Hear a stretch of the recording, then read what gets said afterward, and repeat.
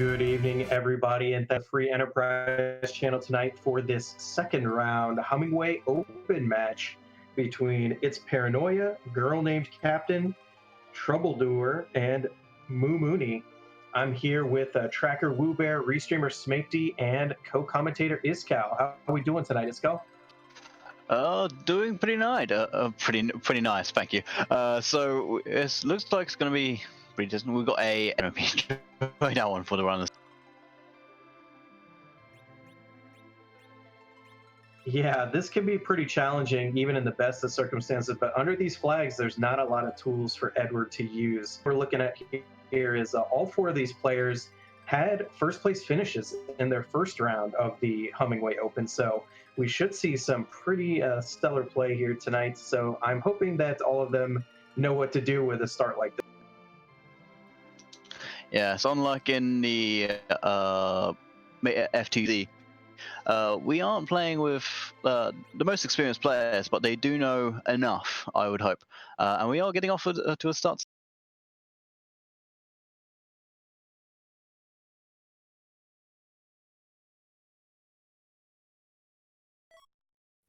Oh my goodness, the fan favorite Eddie Antella start.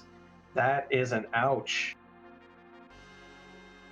So we are going to see probably a lot more looking around and looting than going off to antlion straight away.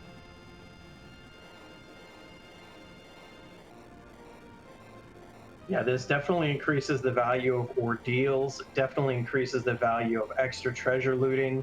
With the hook coming up as the first item, that means the chances of getting a quick map round to start farming EXP is less likely. So this is just about as dire as the start could be.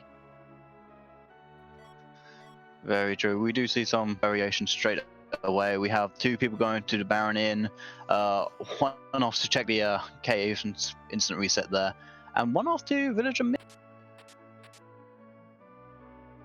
Yeah, you can start to see this is where a lot of players differ in the early game as to which treasures they decide to pick and how confident they're feeling in skipping some less dense treasure locations. So, for instance, one game, I usually don't check the Barren Waterfall. I usually just don't like to spend the time going all the way down. And you don't see people check the Troya Waterfall very often. But I think we'll probably see some extra additional treasure checks that these players normally wouldn't do because they're going to be desperate for like a good bow or something, depending on what character they can find next as well. Yeah, so we might even see people checking on the little inn for the sand room, see what characters they can get along there. We'll see if anyone likes to check. We'll also see how long it takes for people to actually start boss hunting, trying to find maybe for any easier boss around the place. See what Fable Gauntlet has for us as well.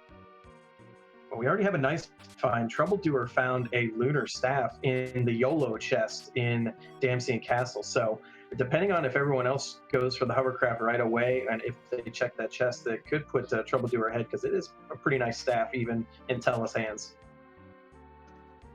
Very true.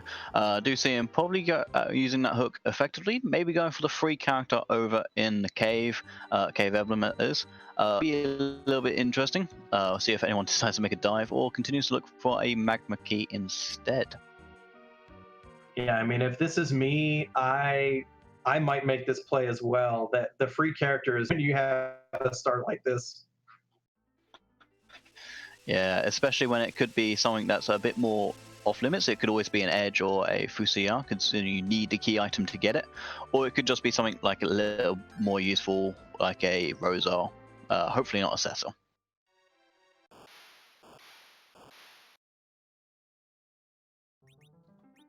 Yeah, Dark Knight Cecil would be very rude at this point because ordeals, even if the easiest bosses are there at this time, ordeals is not a possibility for these runners right now.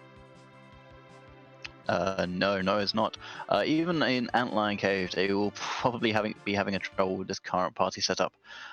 So we do obviously see Moo going to check the character, and it's Dark Knight.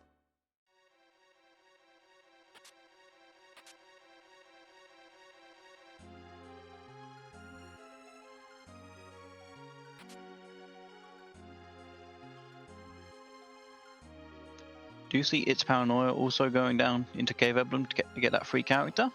Let's see what that is in just a second on Jordan's screen. He is checking a lot of chests though. So see if they might get a trap chest.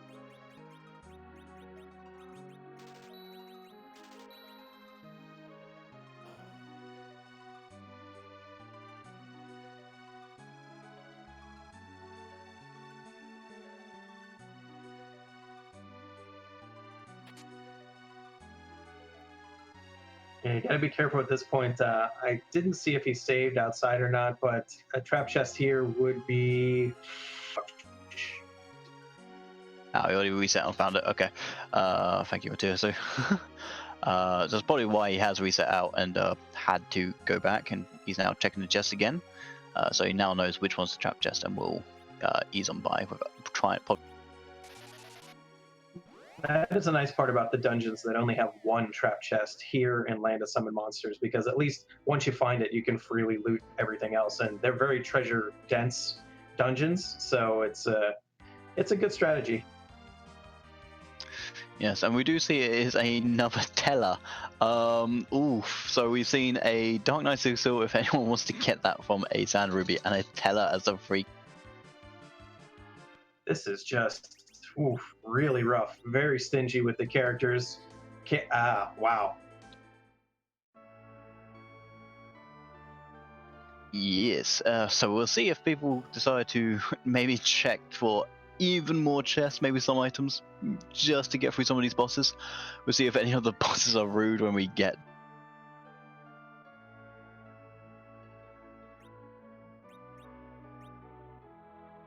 I mean, the only good thing about Tela right now is that at least they're going to have access to weak once they get through ordeals. It's going to be getting the party strong enough to get through ordeals is going to be the question right now. Yes, we'll see if they can get any levels at all. I'd like to see some from really early grinding. Probably not. They'll probably just go for the items.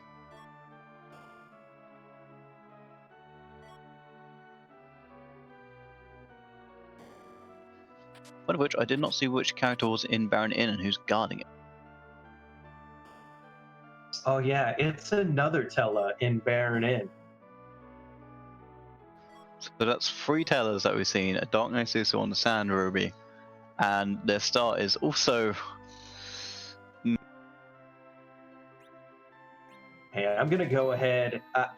Hey, full disclosure, Smate rolled this seed. I just want everyone to know that. Nobody has checked Hobbs yet, which is interesting. We'll see if anyone decides to just peek.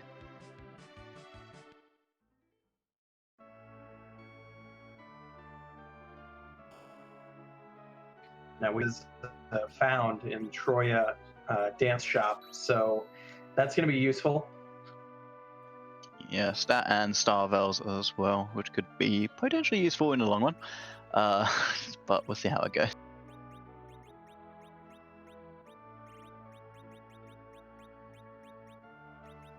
Yeah, so we'll see how many Edwards we get in the final party of this.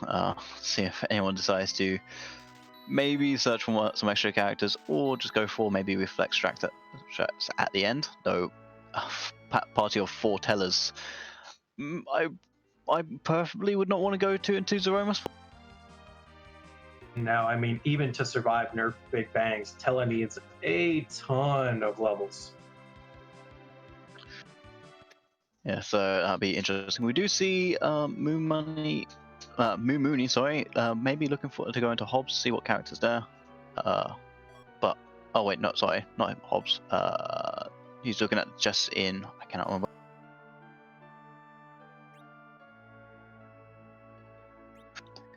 Yes, it's Troubledoer who's checking Hobbs for us. I'm sorry. Sweet relief. Here's Sid. Can they get through Lugay?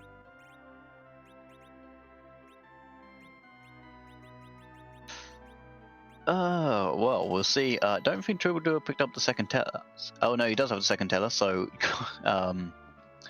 could be a decent fight. Sid probably going to be carrying the entire thing. Yeah, Sid here is going to carry this party hard now, because they've already got an Earth Wrench, so we're getting Sid's basically best weapon that's specific to him, plus 4 times damage here on robots. So very nice. That's going to be useful. Kind of hopefully be able to carry through this terrible early game that they've got. Find out what key items may be in Antlion Cave. Don't know if they'll make the dive to Mount Ordeals just yet, but it will probably be in their books to do so sometime. Yeah, I think now with Sid, we're going to see Football and Antlion Cave from a lot of our runners simply because they're very dense in treasure, and that's kind of what they're looking for right now.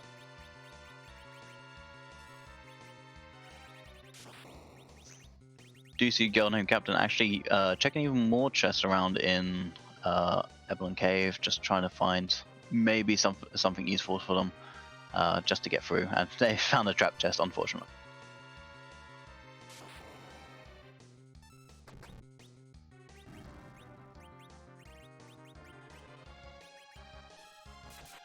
Troubledoers through, so we're going to start to see new locations now with the power of the almighty wrench, which, by the way, wrenches are two-handed in this game. It's supposed to be a mighty big wrench. Have you seen anime wrenches at all, or played Dark Chronicle? They're pretty big.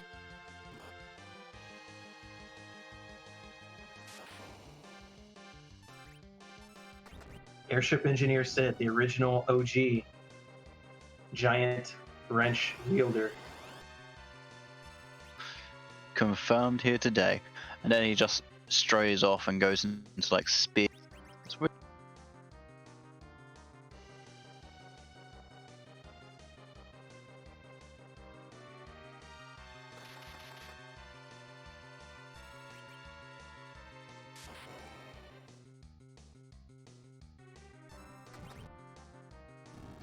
Now 3 of our runners have found Sid, so those 3 have got to be breathing a sigh of relief, and I've got to expect that it's only a matter of time until girlnamedcaptain makes the same play. Yeah, it's running out of options to do anything. Do the black on the treasure chests in the chests on Mount Hobbs, so if anyone wants to try and get a Cecil with a pretty decent weapon for now, won't be very much later though.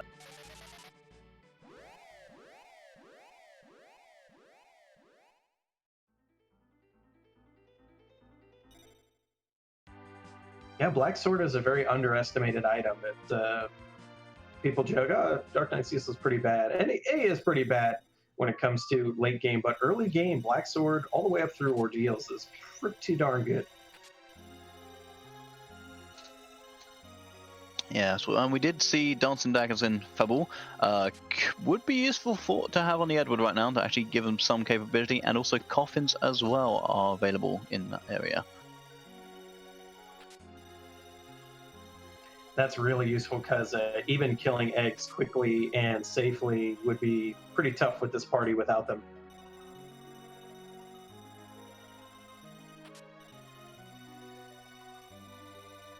Yes, so we do see Mumuni doing the Fable Gauntlet. Probably going to see Troubledoer and its Paranoia going into to be Antlion or whatever's there anyway. Very, very safe.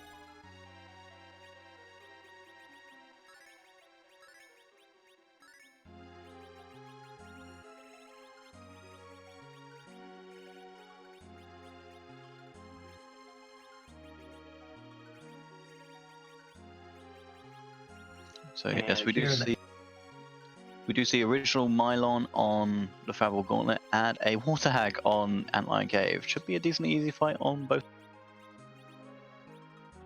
Yeah, if they hadn't found Sid already, this definitely would have still been a very welcome fight for this. Yes, but nobody would really take the risks on that with that kind of party. It has to just be a complete time waste if we didn't get something like that.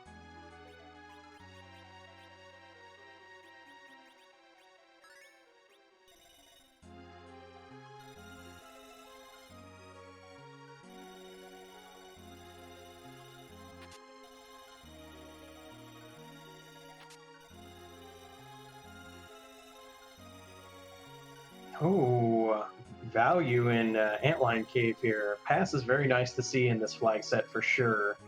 because most parties are going to be diving the lunar subterranean at some point, and it's very useful to not have to go all the way back down it after you forge your crystal. Yeah, so we'll see if we get both the legend and the adamant on both the surface and underground. So basically the surface, and see if they, after this really mean start, have a really nice late.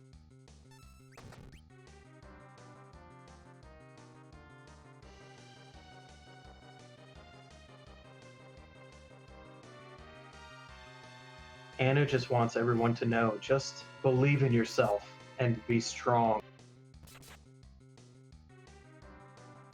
Yes, be strong, Edward. Be strong, as he's powerful and sorry. Oh, we got a drain spear in Fabul. Give us those drain spears in chat if you got them.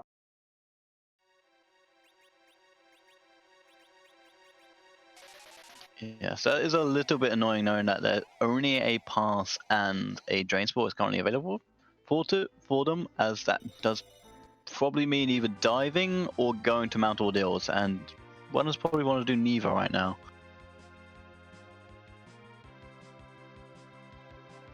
I definitely think a trip to Ordeals is in order, either that or a trap chest hunting in Castle Evelyn for some experience for Sid. They do have hourglasses, so there's really no risk. Yeah, that's true. And they, as has been pointed out, they do still have the Baron in too, but there is a moon boss there. We still don't know what that could be, but it is a possibility.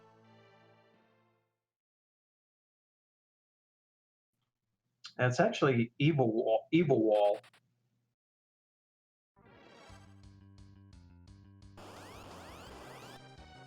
Yes, that could be rather useful for them.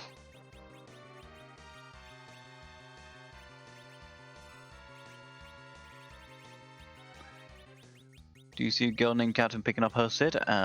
Probably gonna have to do a little bit of catching up, as she's done a lot more shopping.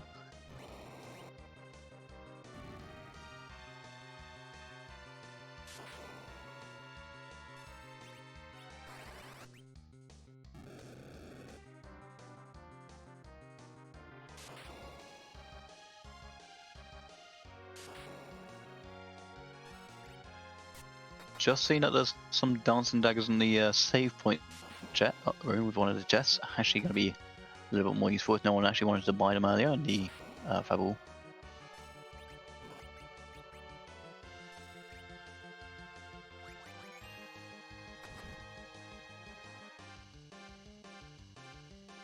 At this point, all of our runners have got to be getting a little frustrated and disappointed with with this seed. This is really rough.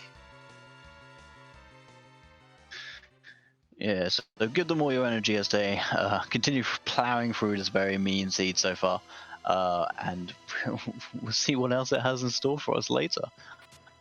Maybe some more mean stuff in the underground when they arrive.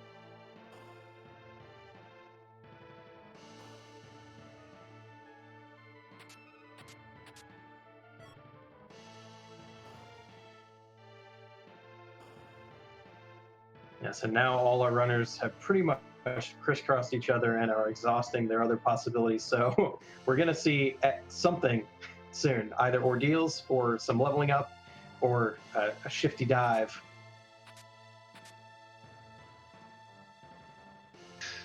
Yes, none of them they really want to do.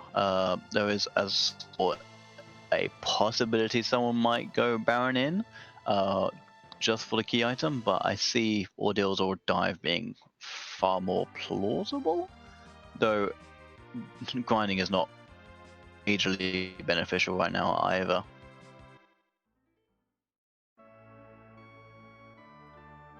Yeah, I'm trying to rack my brain here for what bosses could be in Upper Babel that this party could even Yes, that back attack will also be extremely annoying after they got through that first and second fight. It's just going to be a difficult pain that might set them back a little bit more. We do see Mooney and Troubadour going over there now.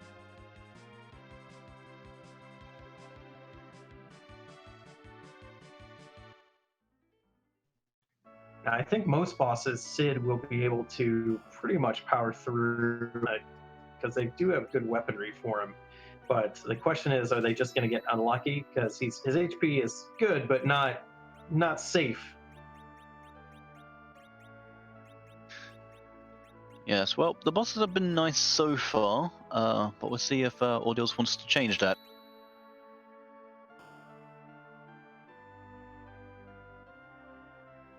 Okay, not too bad for the first battle here. This is something they wanted to see for sure.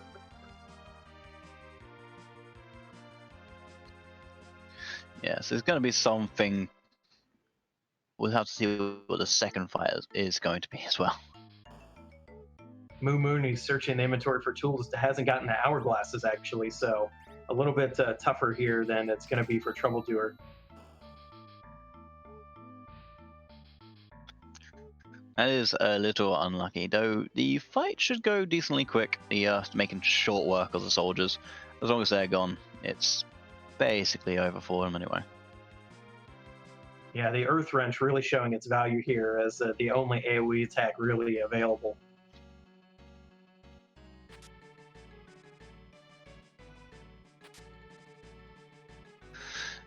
Though he is focusing down off circles, if he does run, then you do not get the XP for him, and he has a decent amount on him, which is quite nice in this early game.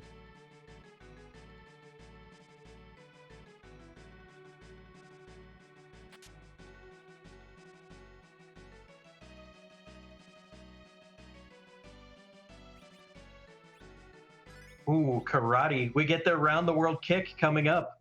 Around the world kicks.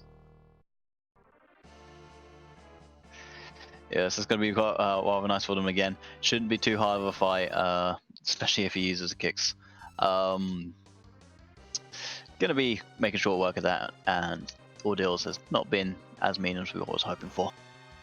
Good. This had the capability to be a major bottleneck for our players, and it looks like they've kind of lucked out here on the bosses.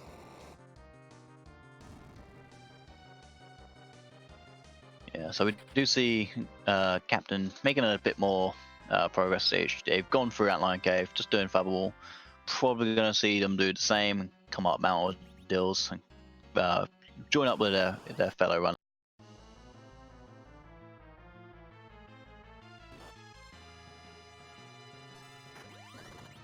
Woo Bear mentioned Daft Punk in chat. I mean, this is where normally you would be told to fall into the deep ravine. Could you say you're up in the air?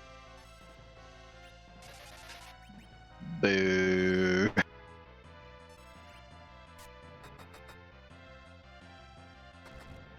Though I appreciate the joke, so it's good.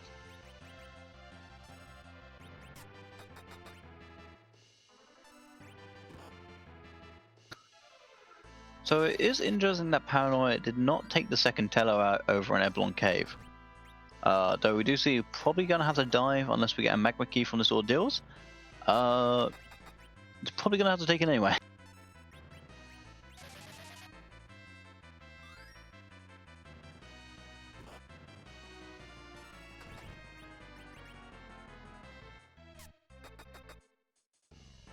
Now, the next boss shouldn't be too problematic. There are a few at this spot that can be a problem for this party, but hopefully they'll get one that's not crazy difficult.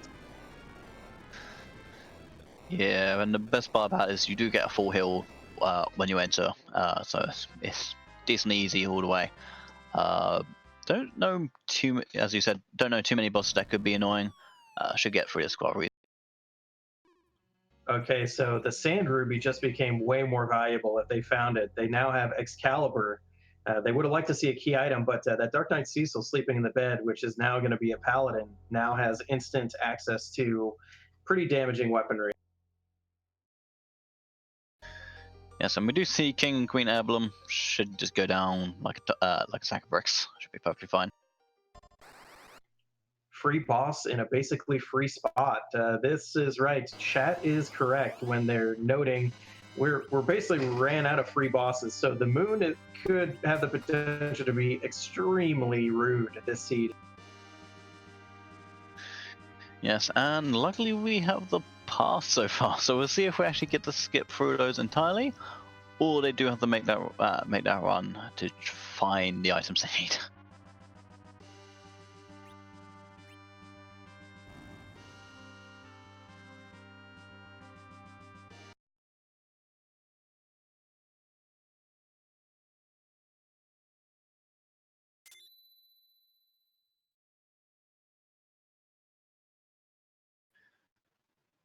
The hill of middling tasks, I like that a lot. You just have to sweep the stakes and clean the windows, and you're perfectly.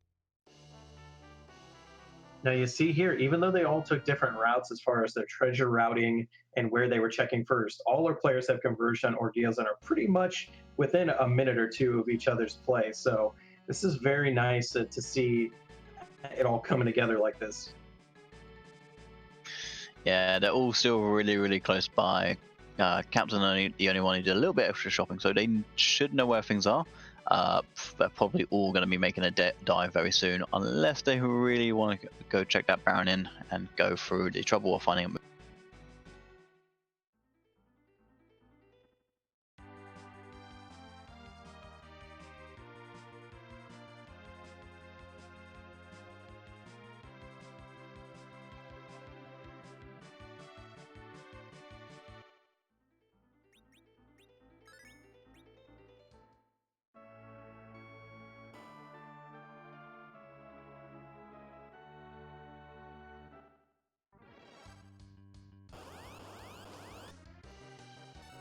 And we do look. It does look like Baron Inn is the preferred choice. People going for. I don't know. It's the evil, so it shouldn't be too much of a problem. Really low HP spot here. Should be easily taken out. The problem is going to be what could come afterwards, and see if that is decent. Yeah, the good thing now is for our other players at least, they have multiple Tellas with the full spell set, so the second boss should go down fairly quickly. Its paranoia only has one Tella though, so we're gonna see what this boss is and see if they get unlucky. Oh, Odin. Oh, that's not great, but there is the quick kill you can do on Odin, and they have the possibility to do it. So we just need to see if he raises his sword and they lightning that down.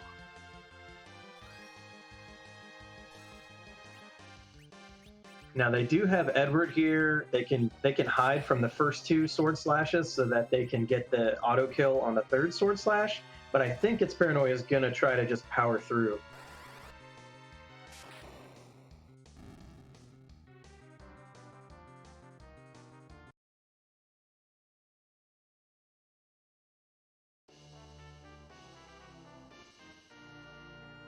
Yeah, there we go. Makes it through there. Odin is down, getting another Tella and a package. Ooh, that might be worth something. The character from package might be decent. You could really set this party a bit more forward than they need to be, and get them ready for that dive. I mean, we've seen 3 Tellas and Edward, so we would really like to see maybe a better white mage at this point would be great to find in the package.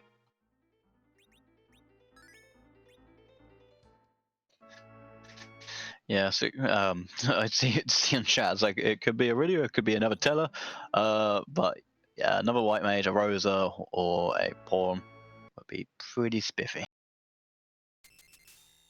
Ooh, Yang.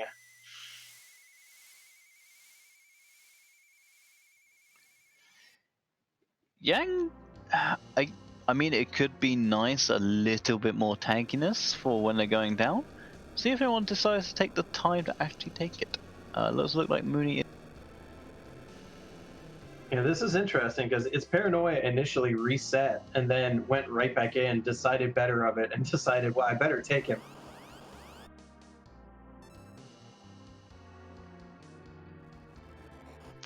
Yeah, I do see also troubledoer checking out that boss. It was a good old Rubicon, so we don't have to worry about that coming out.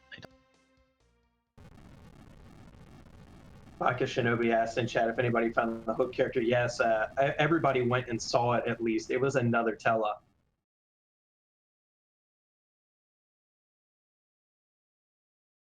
So for those Yeah, keeping score, we've seen 3 Tellas in the seed so far. everybody get your bingo charts out.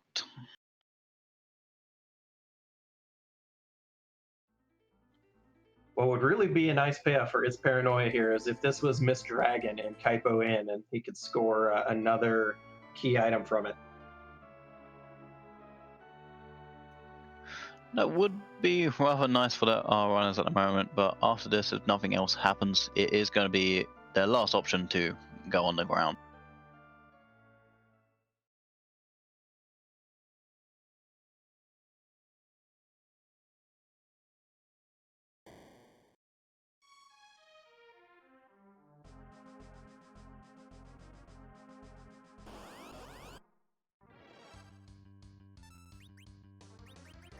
Oh, it is not Miss Dragon, but it is very nice to see Kanazo here rather than somewhere else. Yes, it's a decently weak spot. Yeah, just died in 1 Dancing Daggers and 1 4 Rage. Definitely just going to disappear as a Yang, and that will probably help them in their little dive down to the underground.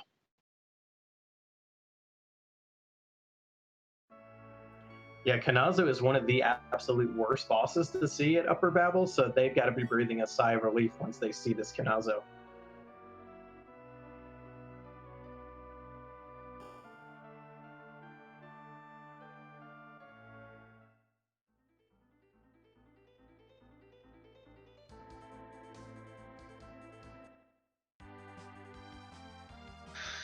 So it does look like the next thing they need to do is somewhat obvious, and we will see how they handle it with this kind of party. It's not going to be an easy one, that's for sure.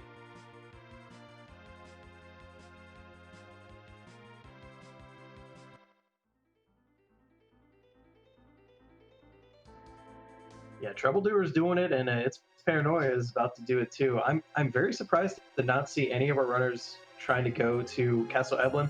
Or I guess I should not be surprised since Sid is really the only one that would benefit from that experience. Yes, and not too much can possibly out of it. Like some of the good chests might be decently alright. Eblem's definitely not in a lot of runs for a reason. Though we do see Mooney doing that himself.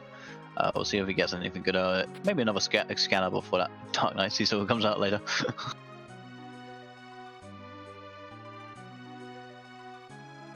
I did see Artemis arrows, a dwarf axe, and it looked like another black sword. So Artemis arrows will be nice for Edward if a good bow is found.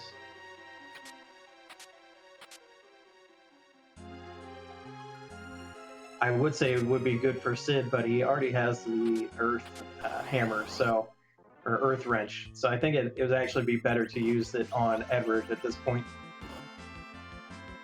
Yes, we'll see if they decide to go with the bow instead of a Dancing Daggers. Dancing Daggers probably still going to be more useful at the moment until they really need some, like maybe a Zerk strap. But Oh no, I think Mumuni still doesn't have hourglasses. This could get dicey in here then.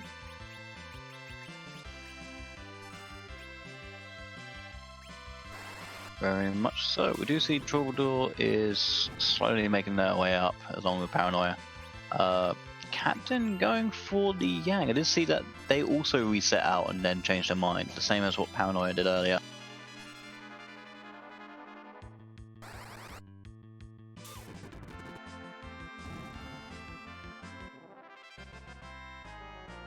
Yeah, at this point, I'd still be opening every chest I can find, and they have found quite a bit of good armor for Cecil if you've been paying attention. A lot of crystal gear.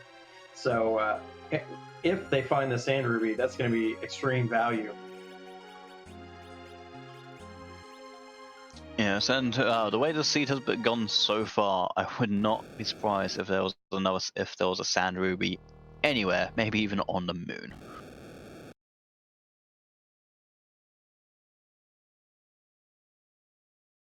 Yeah, Gambit mentioning in chat that this is the Hope and signature, the hook seed. We've had an inordinate amount of matches in the Hummingway Open so far with no magma keys in sight. It's kind of been cursed as far as that goes. Whereas the Highway to the Zenith Zone, which is the bigger tournament happening right now as well, has seemed to have more magma starts. Yeah, so I do find a lot more hooksy than my personal runs, but maybe just me being unlucky.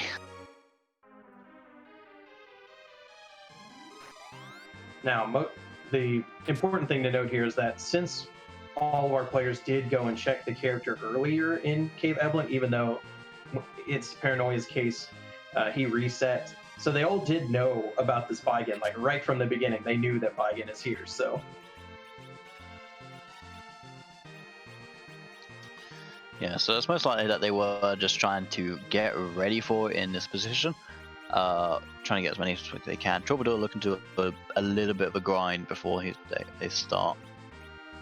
yeah, the trouble with Vigan is that even with all his spells, Tella does not get access to Quake, which is the most convenient way to get through Reflect.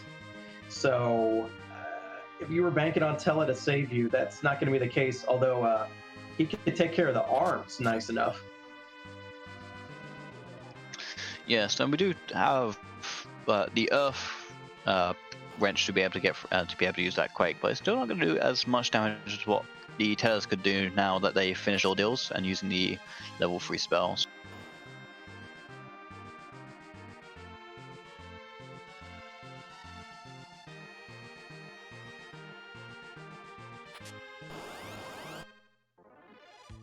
Yeah, and if we had seen Soma drops, which even if they were in a shop would have been kind of a struggle, I think, to be able to buy for our runners at this point.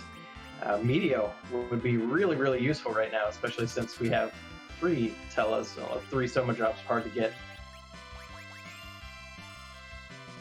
Yes, the only problem with that is you do run out of fuel very, very quickly using Meteo, but obviously if you've got 3 Tellers firing them off, eventually it'll die after maybe 1.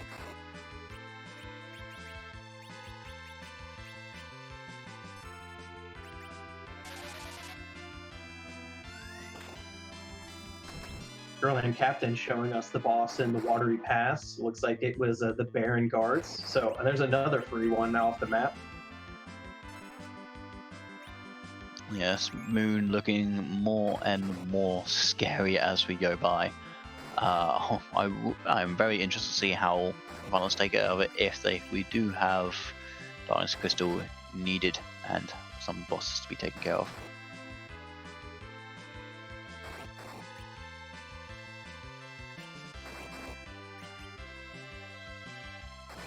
Ooh, Ashura at the King and Queen Evelyn spot. This is rude. Now, the only good thing is that Tella does have wall, so at least they're going to be able to get free heals. Yes, and that's probably going to be what they're going to need. Throwing on a Starveil on the Edward as well, just to get rid of those spells. They're just going to have to try and get through this as much as possible. Though obviously the counters is going to be super annoying as well. Yeah, it looks like they're gonna do the old bounce and pray method. So they're Starveiling double on Edward to get the reflect on the longer lasting reflect onto Ashura, and then they're gonna bounce spells off of Edward to actually hit her. Yeah, so with 3 Tellers and party, it's not that surprising.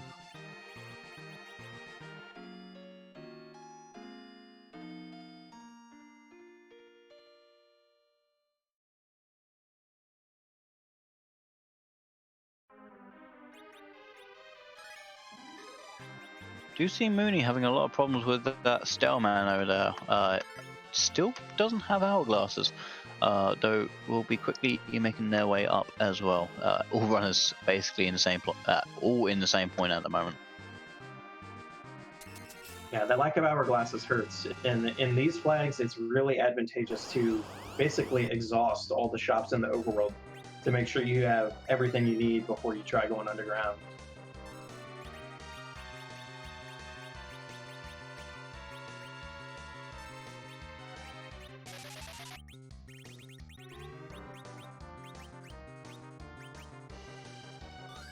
Do see its paranoia coming up into the fight as well. probably doing the same method as Troubadour will be doing.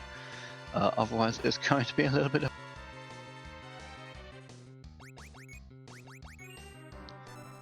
And yes, Hourglass 2s were in shops. I know number 1s were in Fabul.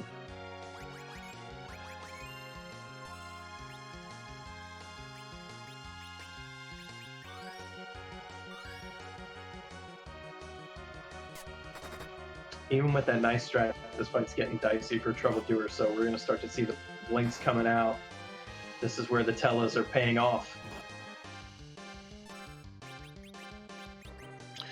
Yes, probably the only problem is this does have a very high HP spot, so just getting through, and then the next fight afterwards is going to be probably a little bit more annoying. So probably going to see them, after winning this fight, back out because save point again, then come back before they actually do the next fight.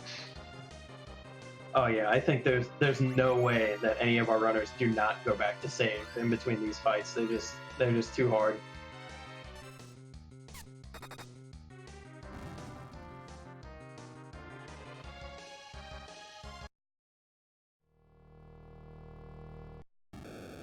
Yeah, and because of that little hiccup on the strats for Troubledoer, its paranoia has actually beat him through the fight. So we'll see a quick save here, I'm sure, and then we'll get to see how hard this Vagan's going to hit.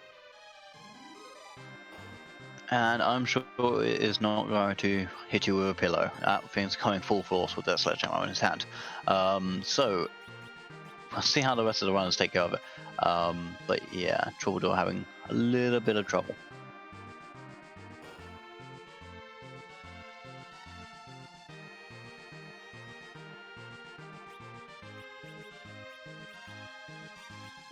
We'll see how Mooney gets through here as well.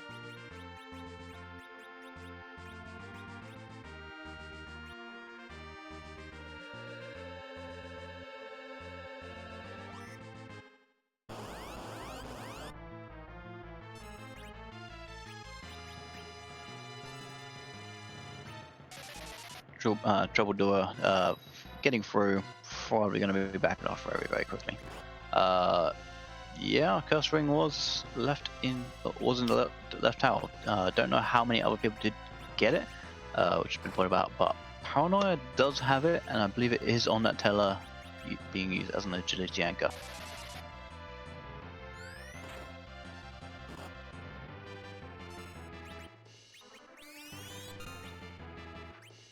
Yeah, and Paranoia does have a slight advantage here over Troubledoer in this fight because he's got a Yang, and that Yang did get a decent amount of levels from Mad Ogres. So it's probably going to help on this fight with that nasty, inconvenient wall in the way. Yeah, we do see Mooney getting through in the same way. Has put a illusion on the Yang, which is interesting. Girl just making a climb very, very quickly. Going to be catching up to them.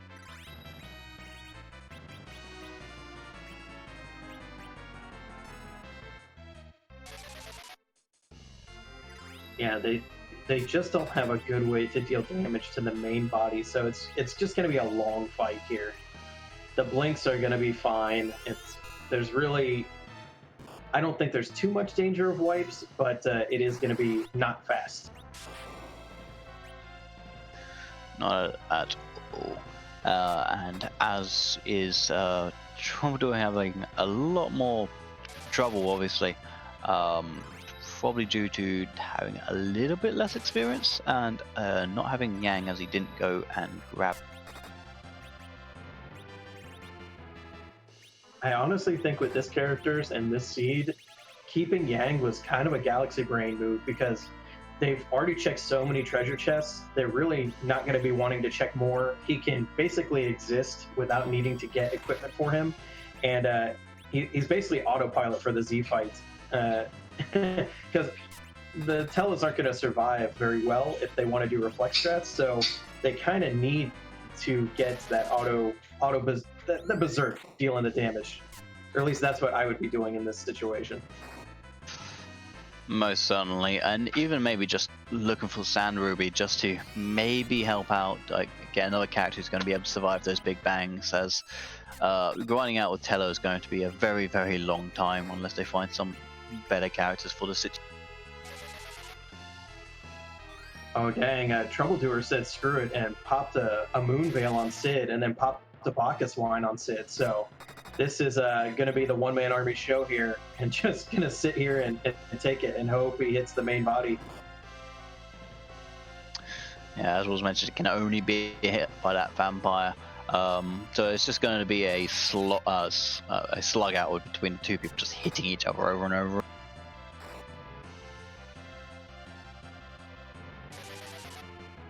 Yeah, chat's pointing out we're seeing kind of a rare bug here on Moo Mooney's side.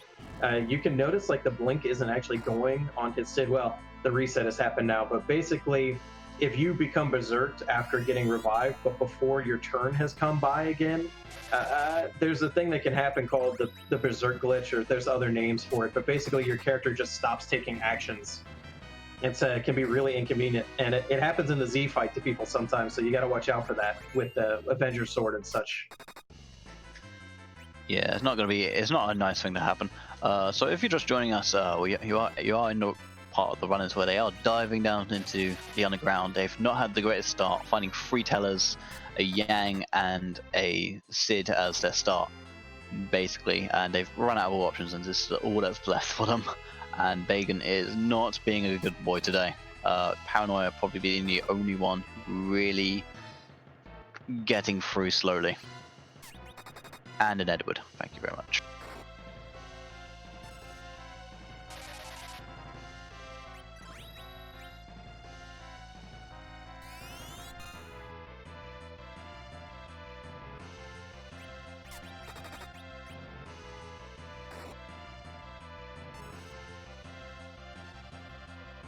We still see nobody through Bagan. This is just a horrible slog of a fight with this party, and they have no options at this point. The only other thing they can do is go to Castle Eblin for EXP if they didn't already do it, and it's only going to help Sid and Yang, basically. So this is, this is what we got. They just exhausted all their possibilities. Yeah, so it's going to be a little bit of a slog going through. One person did do Emblem, which was Mooney, I do believe. He checked a little bit of it, it didn't do the entire thing. And we noticed because he had a lot of problems with the hourglasses. I believe he reset and didn't really get many levels out of it. Yeah, reminder to everyone in chat, this is a Smakety seed. Smakety rolled this seed.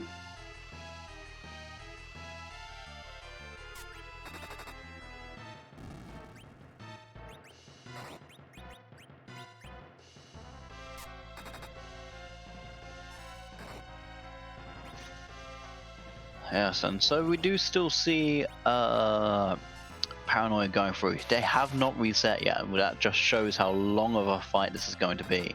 2 of our runners currently doing Bagan, and the other 2 currently trying to get through Azure as well. A lot of resets have been happening in this one spot.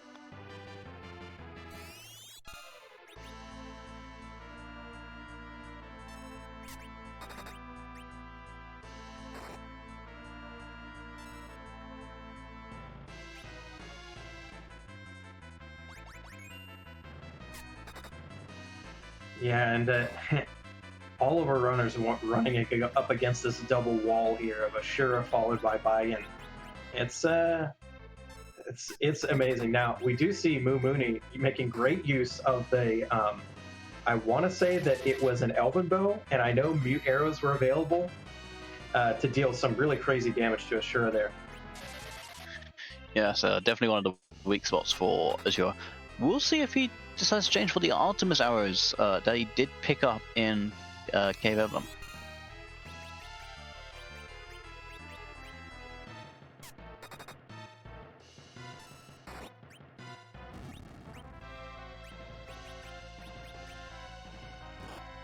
Now, this is one of the few Final Fantasies with such interesting damage modifiers, which, by the way, the base game doesn't tell you about at all in any way. So there's 4 times racial modifiers in this game, if you didn't know, which The creator of this randomizer board face has allowed us to see in game by pushing the select key when you're checking items in your inventory. So if you were interested and didn't actually know what a lot of the items do as far as your stats, and we're just looking at attack power, the attack power doesn't give the full story sometimes for equipment, especially for armor.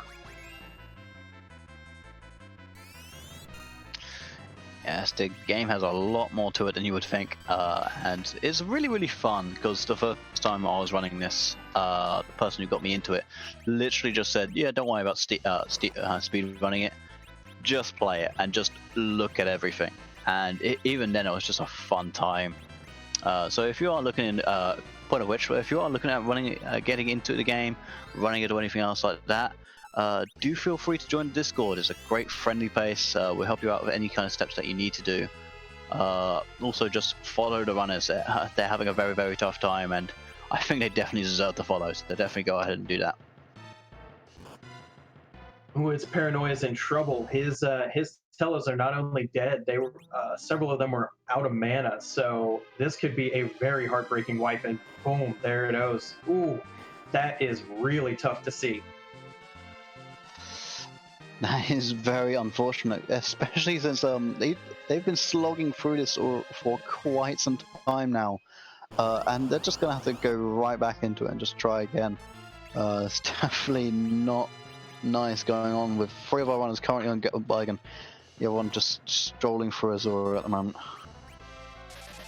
Yeah, I mean, Troubledoer is still going just because of Sid, but eventually even his Sid is going to get taken out if Vigan vampires enough times. Oh, and Troubledoer deciding it's not worth it, resetting out as well. Not like this. Not like this. Yes, the only problem with the vampires, it does also sap health, so even if he does like take 140 damage, he's going to take some time just slowly draining, and we do see him just putting on the random encounters and saying, okay, no, I just need some levels. He's going to grind out.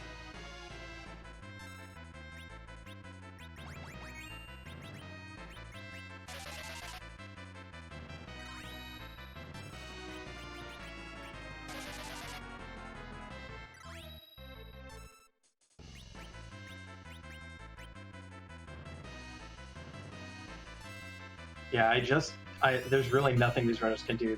They gotta get something. They gotta get more HP. They've got to get more damage. And going back up to Castle Evelyn for the players who haven't done it yet is going to take too long. So they're just going to have to do random encounters here, which is a shame. This is like the backup of the backup strat for bad upper babble. Yes, especially as it has been mentioned, this is a full-on hell seed. It's not been nice. They got rid of the 3 bosses early on Mount Ordeals and other places. Got themselves here, and they're given this.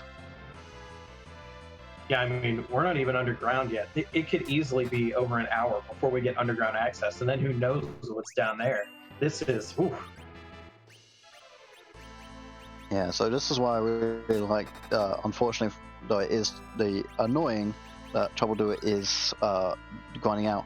Do see Mooney having to fight Azura again. I don't know if he beat him or not, or just didn't save.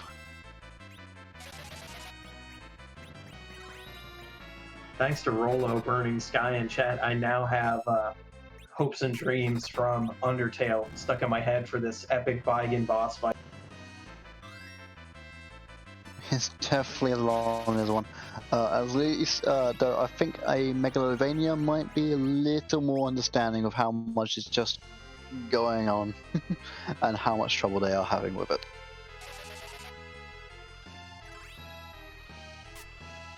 I mean, I don't mean to meme too hard, but these players are definitely having a bad day.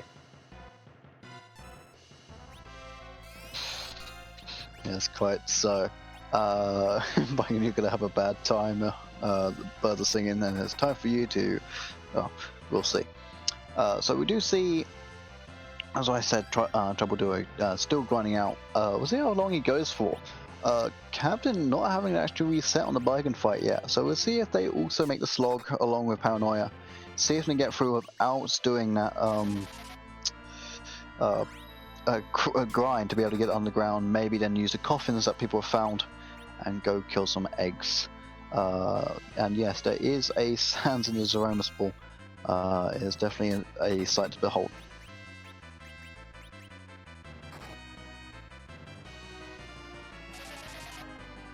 Yeah, and just a reminder, the Hopen tournament is, as you would see from the name, an open tournament. There were no qualifiers to get in.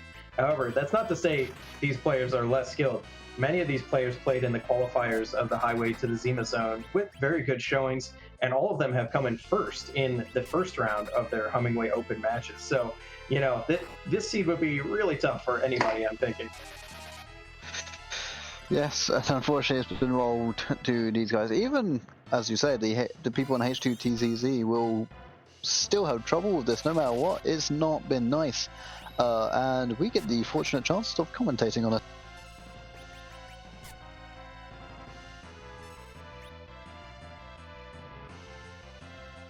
The only thing that will be nice is I think once they get underground, they have a chance to open it up a lot with at least some siren egg grinding, maybe the free items. I mean, it's going to be a bit before they can tackle some of the bosses, but at least they can do some checks finally.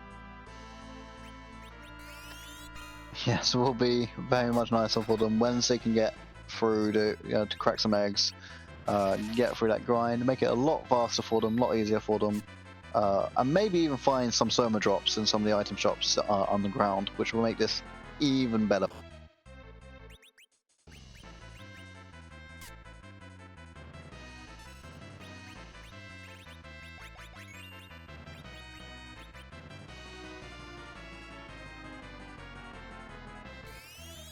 So it seems Paranoia has berserked his Sid and casted Blink on the rear arm so that it won't accidentally be killed. That way he maintains just one arm attacking him and doesn't have to keep killing them off. I wonder if this is going to work out. Oh, never mind. Sometimes it's getting hit anyways. And there goes the Blink. Yes, unfortunately, Blink does run out after a time. It is an interesting strat, and it may well work out for him, despite though Megan does need an extra turn to be able to resummon those arms. Those arms are very, very annoying. Yeah, my problem is I'm not sure if it's worth it because to keep casting Blink on the arm every 2 hits, that means you're spending more mana. And the reason Paranoia had to reset the first time was his Tellas ran out of mana. So I don't know if this is going to pay off or not. Yes, very true. Do you see Mooney finally finishing off that Azora fight, so everyone is now on to fight Biken? Obviously, Paranoia Captain still trying, Trouble just grinding it out.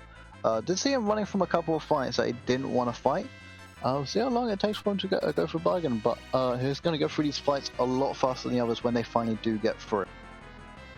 Yeah, and this is where even though several of our players entered Upper Babel much earlier than the others, they're all on the same boss now. So in a way, none of their play before this mattered. They're all at the same boss. They can easily leapfrog in position now if they manage to get through this Biken with either a better strat or they decide to level up first. Either way, whoever gets through this first is going to put themselves in a very nice spot. Yes, most likely. And as has been said, yeah, he does have about 25k and 84% of that. So it is not a nice fight when probably the max you're doing is about 400, 500 damage. It takes a while.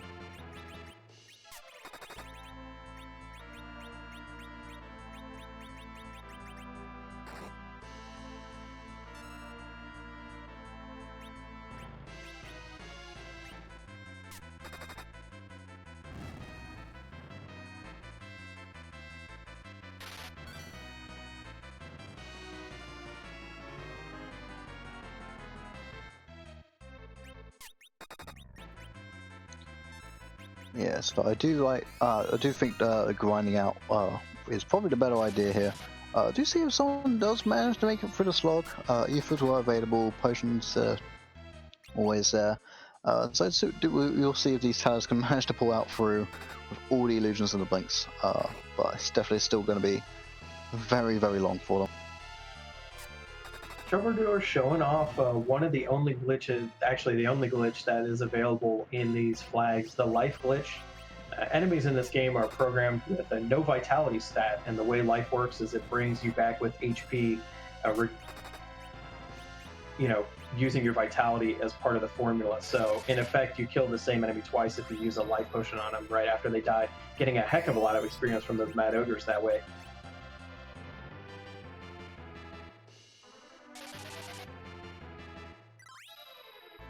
Yes, so though life glitch is the only one I personally know, along with the other one, which is the back row glitch.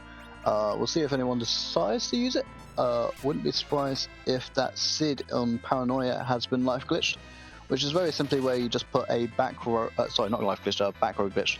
It's very simply you just put a back row weapon on and then take it off, and it never loses the flag. So you can do full damage from the back row using a front row weapon.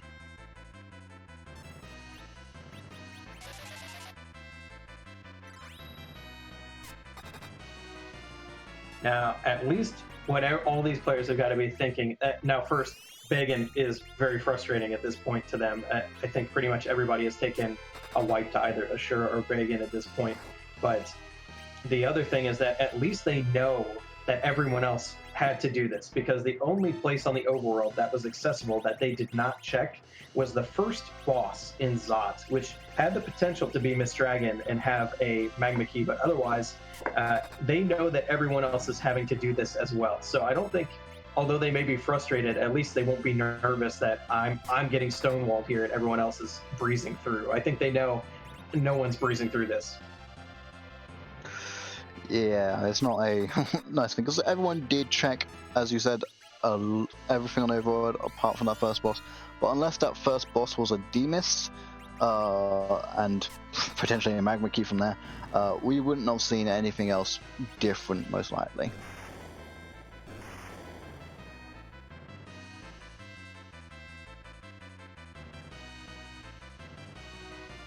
Okay, it's Paranoia's through. There we go. First one out was the first one in as well. So that lead meant something. Very nice. We'll get to see the underground now. GG's to him for finally making it through the slog. Troubledoer still having a little bit of trouble on the fight despite grinding, but we've been shown that this isn't a long fight. This is a battle of just endurance. The first one to be able to fall, and it's not going to be great for them no matter what right now.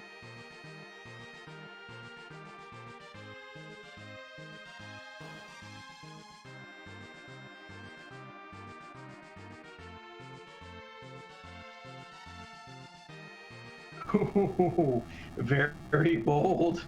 Paranoia did not peek the boss. You only have to go 2 steps out of your way to see what the boss in Upper Babel is. It didn't even look. It's probably too disgusted at this point.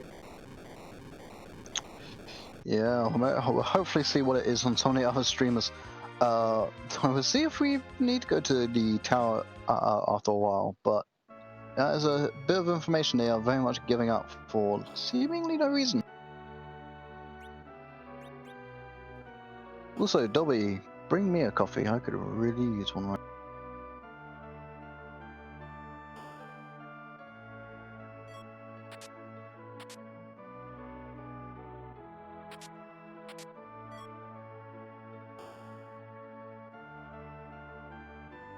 And we have the employment dwarf, who is a textile cutting machine operator today. So at least Paranoia is giving the fans what they want here. It's definitely an interesting job to have. Some of those are... So, for people who don't know, that is randomized. The original dwarf did not have a job. So, they thought they'd give him one, and he gets fired and rehired a lot.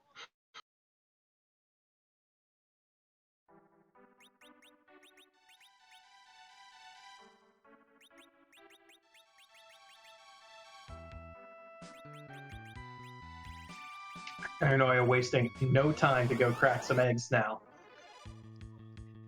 Oh, he's a farmer in vanilla. Okay, never mind. I got that wrong. Yeah, we do see Paranoia now doing a grind. Gonna be a lot quicker than what Troubledoer's grind was. Give a lot of experience for seemingly nothing.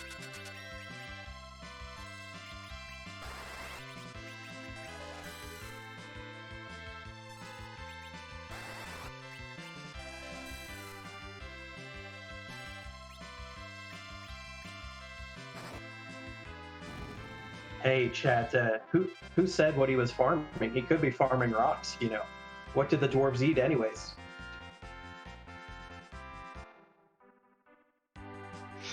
You got the normal rocks for the lower downs. You got like the good, decent rocks for the middle people, and probably like crystals for the higher ups. Also beer, a lot of beer.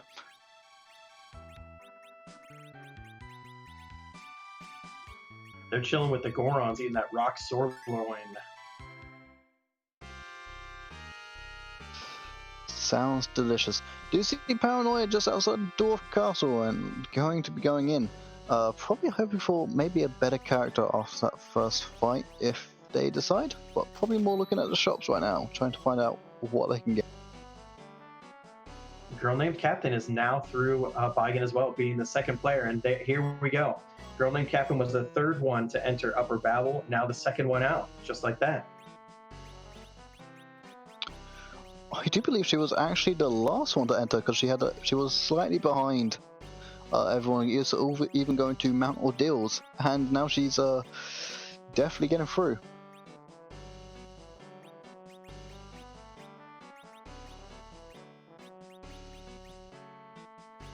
And we see some dolls in the tower spot.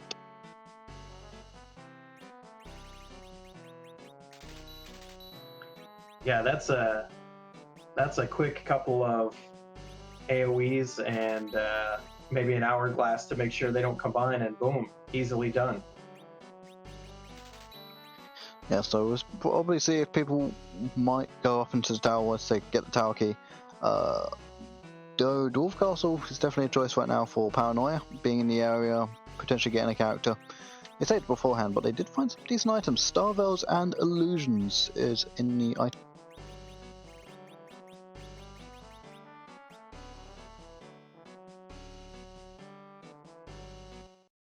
Yeah, it is convenient to not have to go back above ground if you need a Star Rail top off, but the Illusion's also quite useful.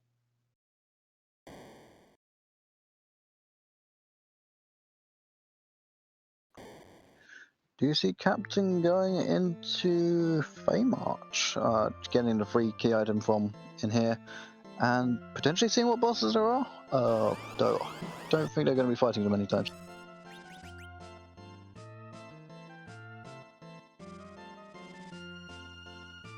Now, Troubledoer here has decided to not berserk his Sid this time. Instead, is keeping him unberserked so he can heal from the vampires. And is bringing Attila back to life as well. Not sure if that's going to be useful because I think Attila's just going to go right back down. Yeah, probably hoping for the chance to be able to do something. It's really what he needs at the moment because the vampire will otherwise just take out his party, especially Sid, over time. He just needs to just grind this out as much as possible. Milo Z shouldn't be too hard of a fight for Paranoia. Obviously, as been said, Earthhammer is going to be doing quite well.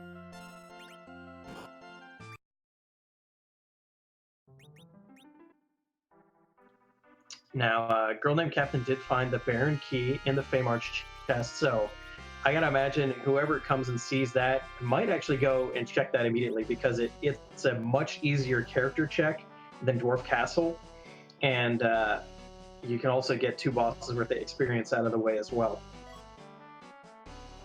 Yes, and we do see Paranoia resetting out. Probably didn't have quite enough to be able to kill it yet. Is the Captain going and checking out? The silence will be very, very nice for them at this point, especially also for grinding. I don't know if I do believe Captain did also find the coffins earlier. I don't know if they bought it. Oof, Land of Summoned Monster bosses are Leviathan and a Moon boss. Now, if I'm Girl Named Captain, I may have checked to find out exactly which moon boss that was before I either reset out. Yes, that information might have been nice, because in case it was something like a plague, might have been able to come in much earlier than if it was something like a wyvern. Though wyvern will be a whole lot more free if they are fast enough.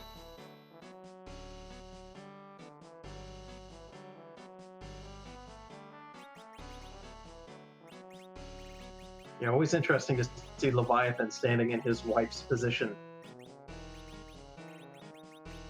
It is most certainly very interesting, though it does make it a little bit easier as the stats aren't quite as high for Leviathan in that spot. I'm guessing right here we're going to see Girl Named Captain go above ground to do the Sheila 1 check and to check that Baron key. Yeah, she did just find Yang. Is going to be checking Dwarf Castle really quick first, though. Just to find that Mylon Z, check the item shops as well, most likely. Do see if they're going to grind out first, but we do see Paranoia also going back to Paranoia, yes, to fight Mylon Z for round.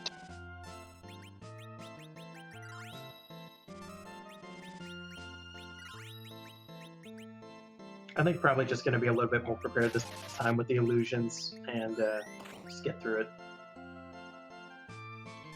Yeah, most likely did get a little bit like, I was like, oh yeah, I can beat this just fine, and just unfortunately got too much damage taken out of him. Gonna play it a little bit more safer, especially should be after the bygone fight. Does need to take me to bits.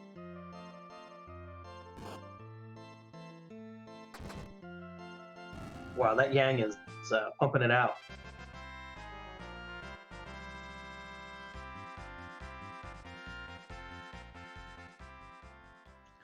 And he goes down. We'll see what character he gets. Hoping it's something that's not a teller. Though full tellers would be very interesting to play. Don't think they'll be taken.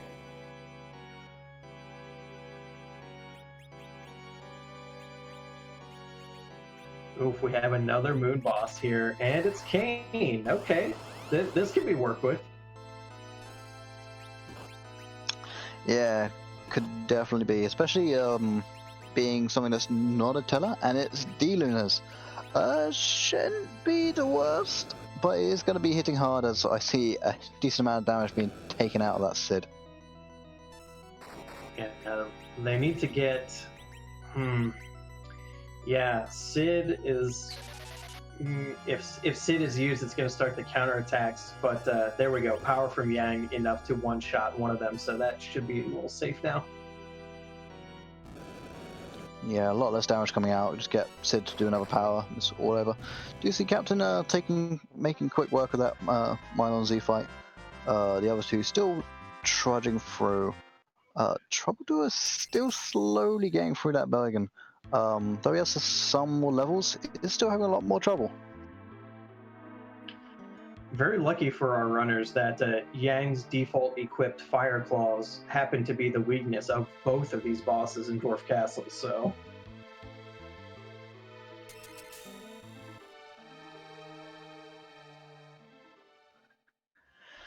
Also, boo to you, Smape D. Boo to you. So I am now in Kane.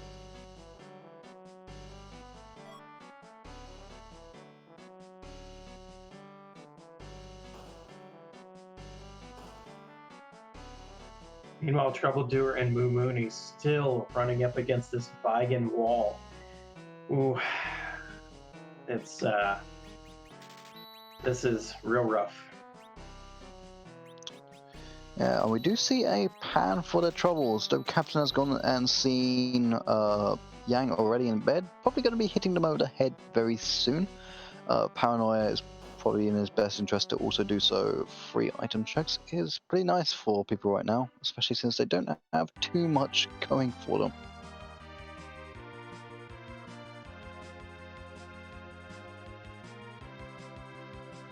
And I guess you could say it's all panned out.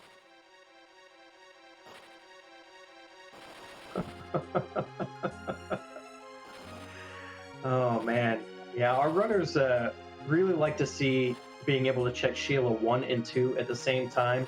Not so much because they don't want to run through Self Cave again, because it's a pretty quick run, but because getting up to Sheila again is the longer part. Yes, but if anyone wants to go through that Moon Boss or Leviathan, though Moon Boss is probably not going to be the worst at the moment. We've seen D-Lunas and the other one. I can't remember what the other Moon Boss was.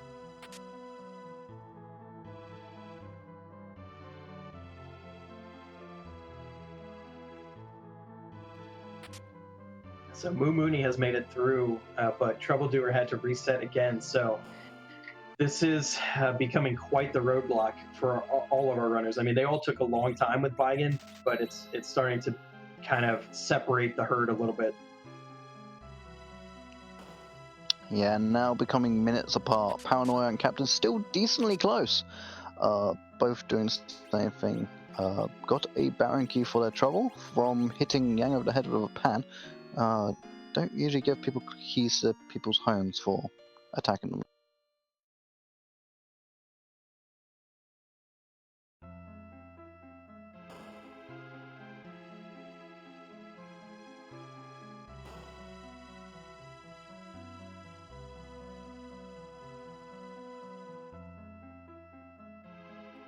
Now they're gonna get an item from the Silver tier as well. So Girl Named Captain is about to show us that, and it is the Legend Sword. So Pan is required, Dwarf Castle required.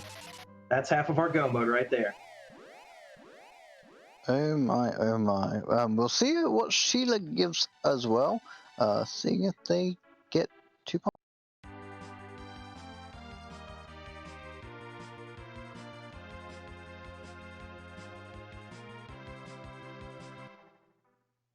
Girl Named Captain showing a lot of restraint here, not going straight above ground right now, and instead gonna do some eggs first. Does make a little bit of sense if they're going to be running around with this party. It's not going to be an easy fight against Zeromus or any other bosses coming up. No Sand Ruby has been found yet for that Paladin Cecil and the Excalibur that they are holding. But we don't know what Sheila is currently holding yet. Yeah, and unfortunately for Kane, all the good armor and weapons that have been found have been for Cecil. The best that Girl Named Captain has got for Kane is a fire sword. Yes, most likely they did sell that Drain Spear that they found earlier in Fabul.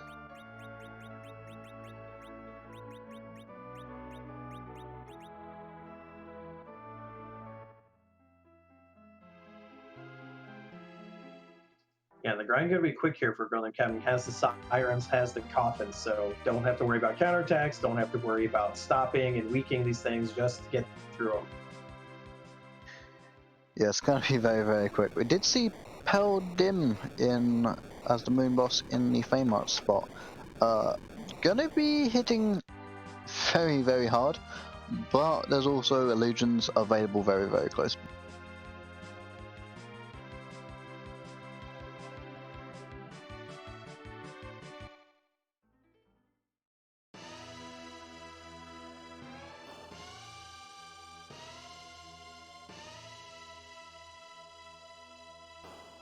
Yeah, and the worst part for our runners here is they really want some levels to make everything a little safer, but they're nowhere close to 10 key items. So any grinding they're doing now is less efficient than if they could do it later. But the problem is they can't do it later because they need the levels now. Yes, for any kind of boss that they're going to be fighting anytime soon, especially Troubledoer at the moment. So having trouble. I think that third tail are really the Sid's, sorry, not Sid, the Yang really paying off for that other fight because he's the only other one able to survive.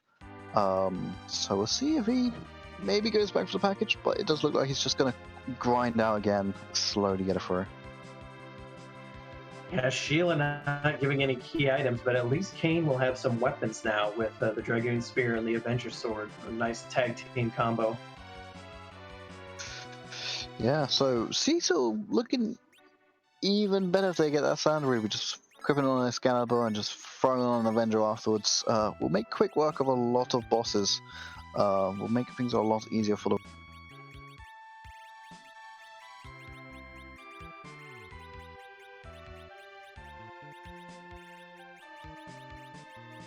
There's that curse ring that Paranoia already picked up earlier. Yeah, Captain now picking that up will be useful. Though will maybe lose its usefulness against some of the bosses coming up. Haven't seen many that really don't mind if it's on you or not.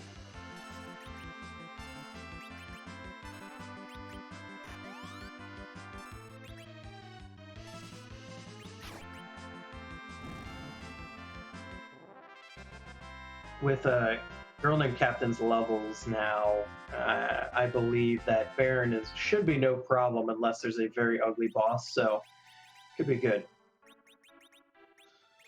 Yeah, a character spot check, and also I wonder if they will check Odin as well. May not be a good idea, but we'll see. I think they may at least take the time to see what boss it is at Odin's spot. Yeah, most likely. And as been has said in chat, I don't think anyone will be checking Zot. We've currently got the Baron key to take a look at.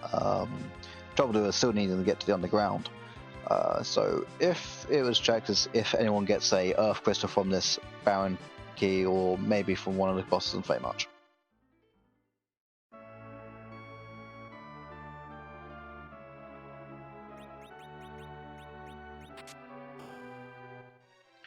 Yeah, Paranoia is making the same place, so whatever happens to Girl Named Captain is going to be what happens to Paranoia as well.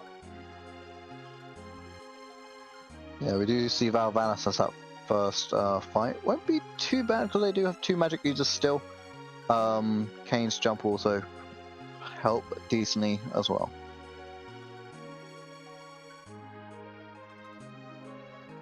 Yeah, definitely would have been pretty rude to come up here without getting Kane.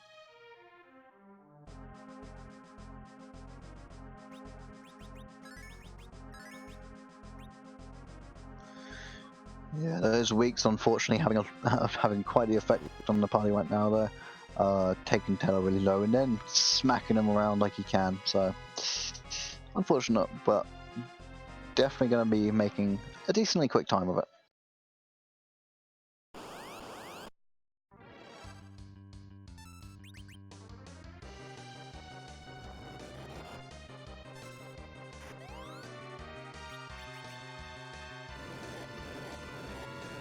We see Moo also going for the same path. So once again, all our players are kind of converging. This is a very, as rude as it has been, it is a very streamlined seed. There's only have really been one path to go.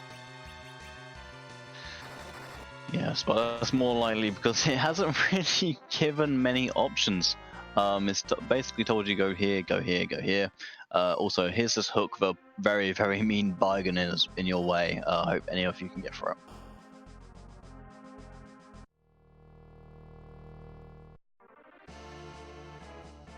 Now, Troubledoer is bouncing spells off his Sid to try to rack the damage up. He needs about 10 of those to do it, though.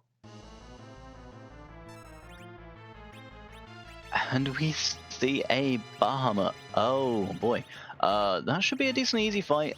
He could just throw Star Veils on, or he's going to just try and burst him through. Will not be surprised if, the Star Veil comes out basically quick. Yeah, I think that's basically the backup because he wants the Kane to get experience, or she wants the Kane to get experience. So she's not gonna, even if he gets it out, she wants at least him to live. Yeah, very true. Do see Mooney doesn't have a Kane. Ooh, probably going to be zerking someone. As Marv said, going to be zerking someone and hope, or just going for those tellers, just trying to inch it out, but it's not going to do much damage for them. Yeah, this is where a nice little Soma drop and a Meteo would have been nice. Yes, but we do see a very good reward afterwards. We see a Fusoya. Now that's going to be very, very good to replace one of those tellers. Unlike him, he knows some very good spells.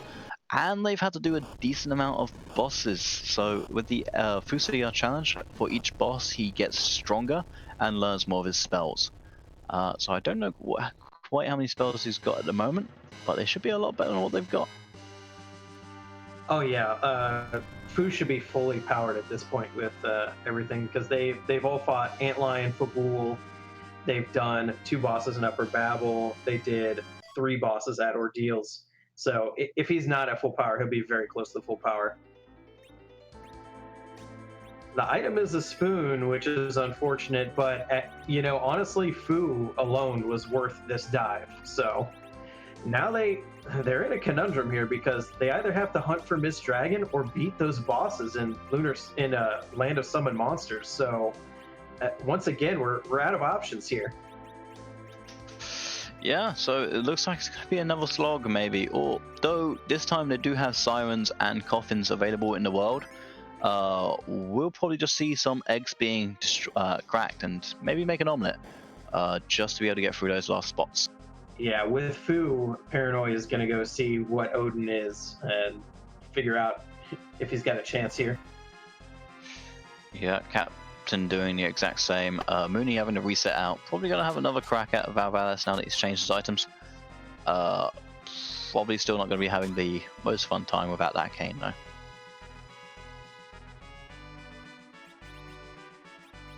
There's another cursed ring here in Baron Armory, but not too useful once you have one. And there are some niche uses for it because of the elemental resistances, but overall, not a awesome find.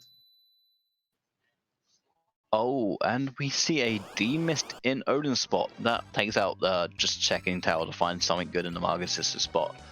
But this D-Mist is going to hit hard.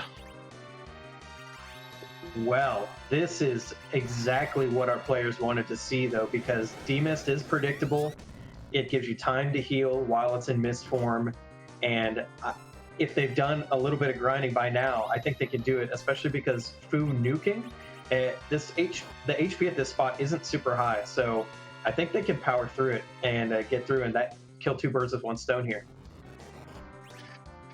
Yeah, very much so. Fu definitely going to be carrying both Paranoia and Captain for quite a little bit of time. Going to be doing the same as for Trouble and Mooney as well, once they reach that spot. So definitely getting their money's worth for doing that Baron Key.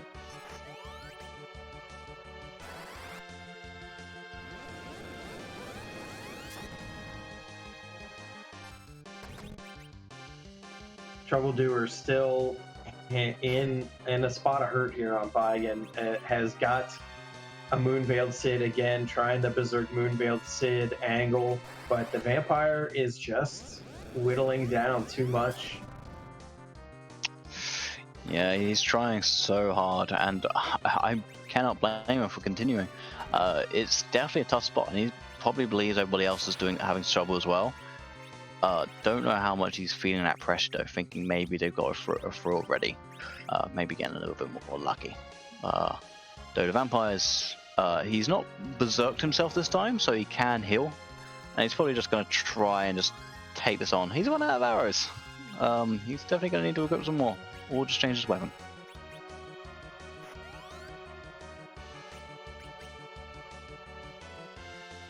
And that's a Sand Ruby from the Odin spot. So we're gonna see Paladin Cecil for sure here. Yeah, if no one picks up that Paladin Cecil, it would be very annoying. Do see some progress though. Demas now killed. We can go check Rydia's mum as well. Because of that, Demas was in that spot. Though if she's got anything, nothing of use, probably not going to be great. As they're going to have to go to Fate March.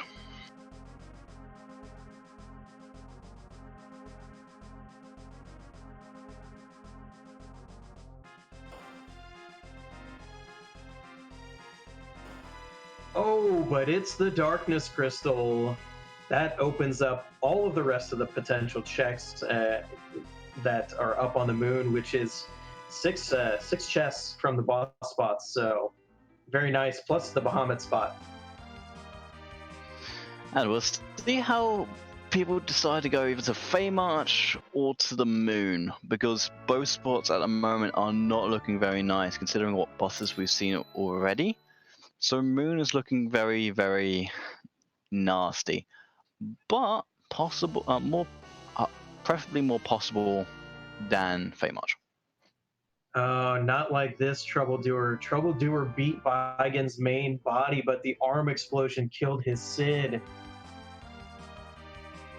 Oh, unfortunate. So he now knows he can go. He can actually do it, which is good. The problem is he's taking so long doing it that it's just setting back. So he probably needs to be a bit more careful with how he gets to the end of this.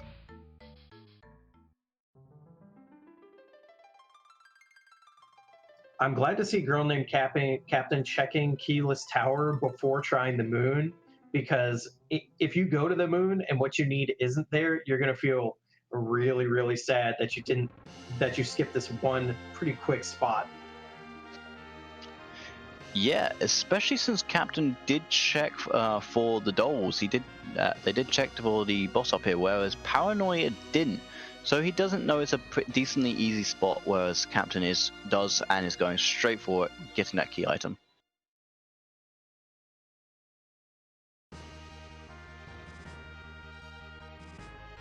Thanks to you, Rippers, for the raid here. Coming in the middle of this match. It's been a doozy. We'll give the recap since we're being joined now by a lot. Basically, this was a Tella and Edward start with 2 extra Tellas as the first 2 characters seen. Didn't get any relief till we got a Sid, and Vigen was guarding Upper Babel, and you can see Troubledoer is still fighting that Vigen. Yeah, the only chance people really had with Vigen was the Sid and the Yang that people got from a package, by the way. And even on the underground has not been the nicest. Dwarf Castle was decently easy, but once again, because of that Yang, we'll see if Trouble, when they get underground, will be looking for that Dwarf Castle, because they're going to have a lot more trouble than anybody else was. And we see Bacchus wines for sale in the Humming Way Cave on the moon. Very nice. That is going to be useful. Yeah, no one yet has picked up this Cecil. 2 people have a Sand Ruby. It is Paladin and it is available. Whether they get rid of it, I will most likely see it being there instead of the other Teller. Though I don't know what and using Sid as the agility anchor instead. But we'll see what people decide. I am very surprised that with the Excalibur in hand, no one picked up Cecil before they went to do extra checks, because maybe with Fu, they have no reason to keep Tella anymore. So, and unfortunately, the top of the tower was simply a Stardust Rod. Yes, very unfortunate. Do you see Paranoia again in that character? Hopefully it's something useful. And it is a Sid. Oh, so do people want 2 Sids? Maybe?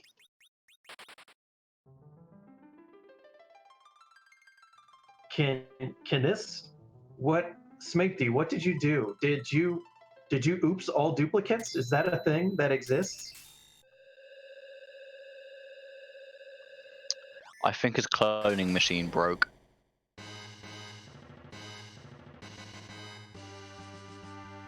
And yeah, Sand Ruby was from Odin. It was demist Odin, so it was 2 birds. But we didn't really get. We got the Darkness Crystal from Rydia's mum, so that opened up a lot more for us.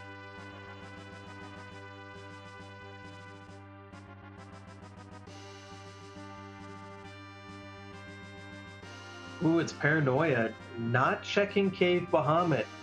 Very bold, especially, considering the community meme. There's always value in Cave Bahamut. Come on. Clearly has not got the memo. But we do see Captain also going up onto the moon. We'll see if they check the cave armament.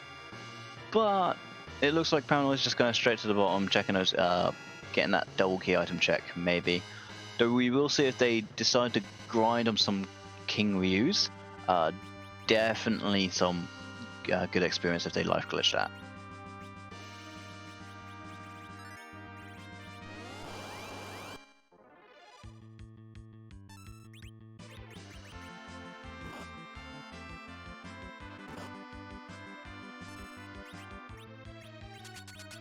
This is really heartbreaking to see troubledoer still on this Baigen. It's just a really, really, really tough boss at this spot. There's just not a lot of tools to deal with it. Yeah, it is unfortunate. That Yang probably being a lot more help when they did it. Do you see Paranoia grinding out on those King Ryus, as was mentioned, using their life glitch to their advantage? Might not be the final team they go in with, but it is quite likely they can beat Zeromus much easier now that they have a Fusoya on their team. Yeah, Fusoya is not the worst white mage. You do have to make sure your damage potential is good because of the low MP of Fusoya. He doesn't really have the staying power of Rosa or even Porum. So you have to make sure your berserkers can get the job done in time, which is not going to be a problem for this party. I mean, we have Sid with the Earth Hammer or Artemis arrows if that's the route they go. We have Kane with the Dragoon Lance switching to Avenger Sword on the table, and we have Yang who deals tons of damage without anything at all. So it's not going to be an awful Z fight from what we're seeing now. No, it was looking a lot more scarier earlier when they had much less of a party. Paranoia going into the first boss, and it is Mugger Sisters. Should be decently easy for them. Yeah, at certain spots, especially in the early game, Magus Sisters can be really ugly to see, but here on the moon, it's not bad to see him at all.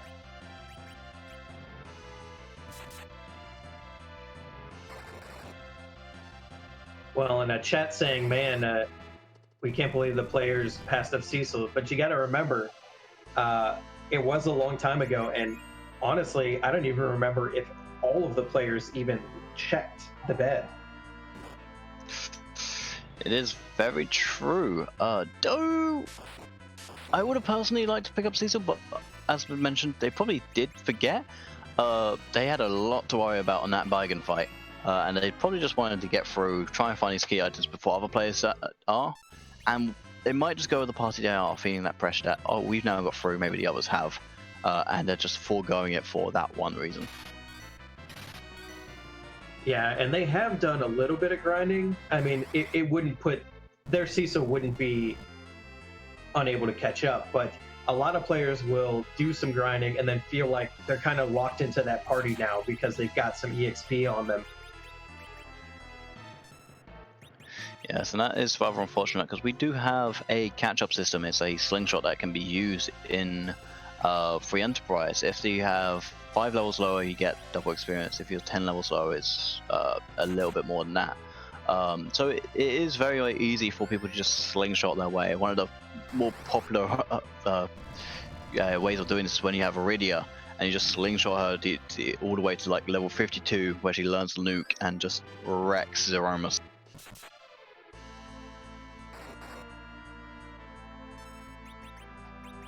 I mean, at this point, I don't see anybody trying to waste time with a lot of extra stuff. We're not going to see any more treasure chest opening. It's all going to be, do I have the levels? Can I beat the bosses? I need to go, because everyone spent at least 20 minutes on Baigen. So they all got to be thinking, holy crap, I'm so far behind. What do I do? Oh no. Yeah, it's definitely feeling the pressure on from that. Unfortunately, the only one who is currently still on it is Trouble. He's going to get through it eventually, and we give him his best, though he is very, very far behind now. We'll see if the Moonbusters are rather mean, though. See if people get one more bit of trouble. Unfortunately, there is some King Ryu grinding still coming out, and Paranoia beating those Marga Sisters. Just a glass helmet and defense sword. Defense sword is very nice, but we are really looking for key items now. They either would love to get to 10 key items or find actually the other half of go mode at this point. Yeah, I would not be surprised if people, as soon as they find that adamant, forge that crystal and just grind out for that last of Rome's fight. It's definitely getting to that point where people are feeling they should be finishing. It's an hour and 40 minutes into this run, and they definitely feel it's gone on for very much long enough. Now, seeing Dark Elf here, that was one of the few cheesable bosses remaining, so it's nice that it's here. Because the second form, you can it doesn't have the boss bit, so you can use all sorts of tricks to get rid of it. Yes, which is very, very useful in many, many boss situations. So for those that don't know, the boss bit is the thing that makes bosses immune to stuff like hourglasses, so stop, or like other weaknesses. And so you can just clear through any time that it doesn't have the boss bit. Some even are not immune to instant death, stuff like the Dark Imps or the Guards. You could just cough in those and they disappear.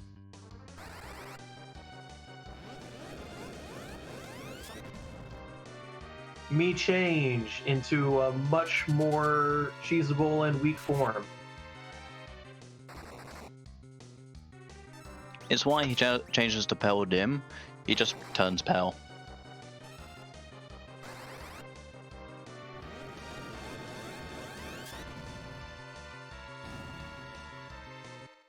Now, the good thing is that troubledoer knows how much damage the arm is going to do now when it explodes, so I think he's being a little more careful this time and making sure his Sid is always above that HP amount before he attacks. Yeah, so he's definitely going to be doing that, not making that same mistake again. He has now killed it, and he should be able to survive that explode on 1000 HP. Should be, yeah, quite easily, and he gets through. Finally, oh trouble. Good job. Yeah, to put this in perspective, folks, in the Highway to the Zima Zone tournament, and indeed in the earlier Hopen rounds, the first place time in this flag set is usually somewhere between an hour 15 and an hour 45, and we're already at an hour 40, and go mode is nowhere in sight. We have no clue where the adamant ore is yet. We have a lot of checks left to do. This seed was really, really rough. Yeah, definitely so. Like a really bad start for the runners. A Sid Tello, sorry, not Sid Tello, a Edward Tello is not nice. So there was a lot of running around trying to find chests. A Sid being a small saving grace on Mount Hobbs, and then just grinding a good decent amount of lucky bosses on Mount Odil's got them through. And they've slowly made the slog to Cave Emblem, where suddenly an Azura and a Vigan stopped their way, and it took a long time for these runners to get through. Yeah, I mean, raise your hand in chat if you would have fought that Vigan for a half hour to 45 minutes like some of these players did without forfeiting. That's some real constitution there.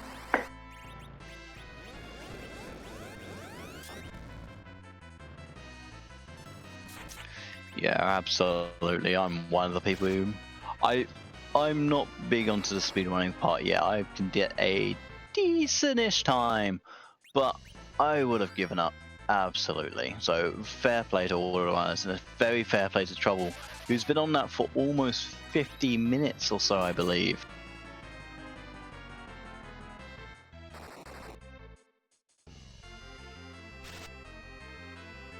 And that's what we're going to call the bad Vigan from now on.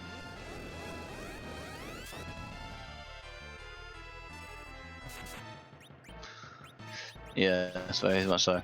So we do see Trouble doing what Captain did and going to Feymarch first.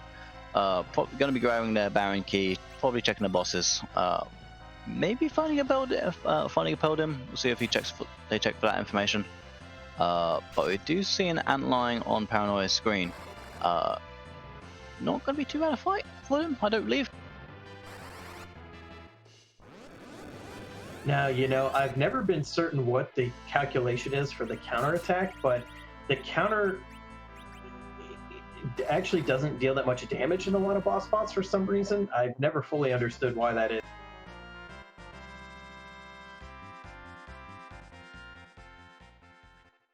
Kedril in chat asking if we know what the Land of Summon monster bosses give. No, we don't, because they were really ugly and nobody tried them. It is Leviathan in the Ashura spot and an unknown, or actually a Pale Dim in the Leviathan spot. Yeah, so that Peldim is going to hit hard in Leviathan spot. It doesn't like it. It is a very good spot for him. Leviathan and Zora spot might be a little bit easier than Peldim, but no one deciding to go for it at the moment. Do see they just skipped that and went to the moon instead. Magma Key on Moon. So helpful, so useful. Such win. Yeah, very unfortunate that is.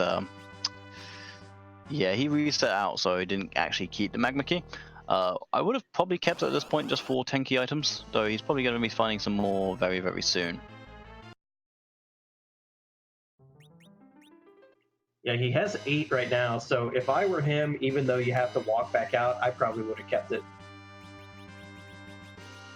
Yeah, very much so. And we do see a Wyvern in Vanilla Wyvern spot. Immediately backing out and setting his battle speed down, going to go back in, just get those star bells up, so pretty free at that. Yeah, can you say rude?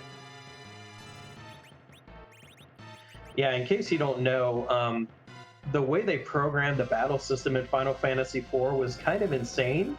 So actually, this spot is really good for Wyvern because they deliberately set up the stats in this position so that Wyvern would not one-shot you, at least at the levels that they intended for you to be at. So it's kind of weird how it worked out. Rather than like making the spell power lower, they made the stats for the boss lower.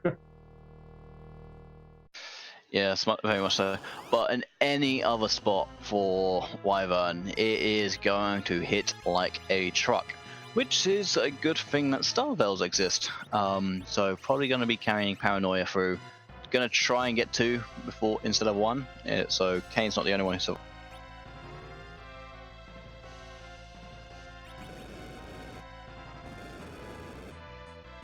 Troubledoer doing the Dwarf Castle play.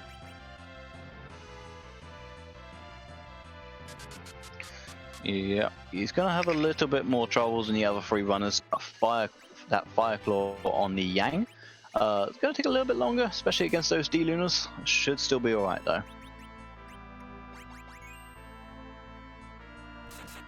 Master Fred in chat pointing out that Mooney kept Eddie over Tella. I'm actually not surprised to see that. Tella is going to be pretty useless at this point in the Zeromus fight, whereas Eddie does have some very niche uses with the hide command. So at least you may be able to cheese something. I think that's probably the thought process. Absolutely. Being able to hide from big bangs is actually far more useful if you can time it. Being a very good strategy there.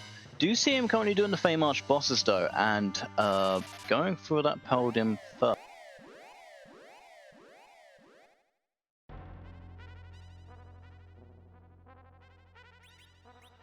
Oh, and we see music on its Paranoia. We have the Twin Harp from the Wyvern. Going to be interesting if he decides to use it. I would like to hear some music today. I have not seen any heard any in a little while.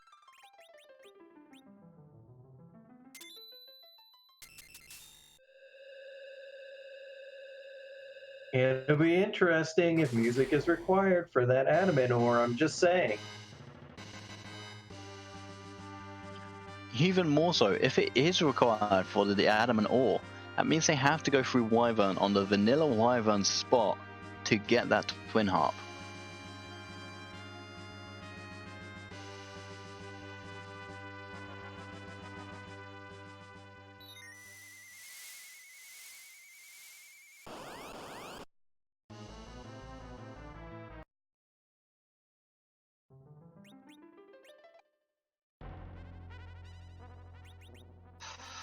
Mooney having a little bit of trouble with this Paladin. He does have the Dragoon Spear, so can do a little bit of extra damage.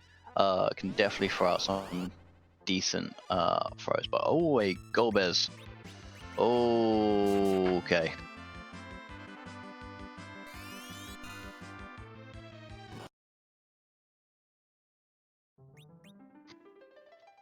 So yeah, Bound was checked. You got another teller from them. It was a Evil Wall, and I couldn't remember what the other boss was. But you got a package out of it, which 3 of our runners did use.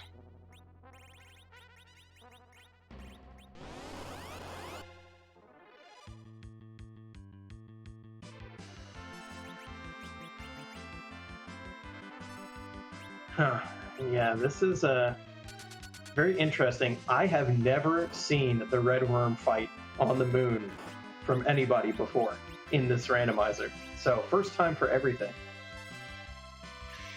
Yeah, well, Golbez is not a nice fight in that spot, so I can't blame him for fighting him here. Otherwise, he'd have to go further into the area to get to fight the King we use. So it's either fight these here or waste a little bit more time going over there for definitely the same experience. But I never seen red worms, as you said, being fought here. Yeah, I think he actually just wanted to kill some characters off so he knows which ones will live through Golbez's opening salvo. Yes, most likely. Probably going to go with the Fusio and the Yang and have just Kane just jump and probably survive with 3 characters. Yep, and he's run. So yeah, he was just setting up that Golbez. Yeah, if you're not sure what was happening there, Golbez is going to kill 3 random characters and leave 2. So basically what Paranoia has done is killed characters so that he knows exactly which ones will live. And he wants Kane and Yang to live, so he's going to keep them alive. He's precasted mute on them because it there's a progression to status effects in this game, and when you are silenced, you can't have the paralyze effect put on you. So not only will Kane and Yang be guaranteed to live, but they also won't be held for the beginning of the battle either. Yeah, so it is interesting that he has decided to actually kill the Fusaya as well. I would have thought that'd be one of his main damage dealers. Probably just going to set up Star Veils instead, though. But Kane, I would have thought just have him jump in the air and it would have been alright.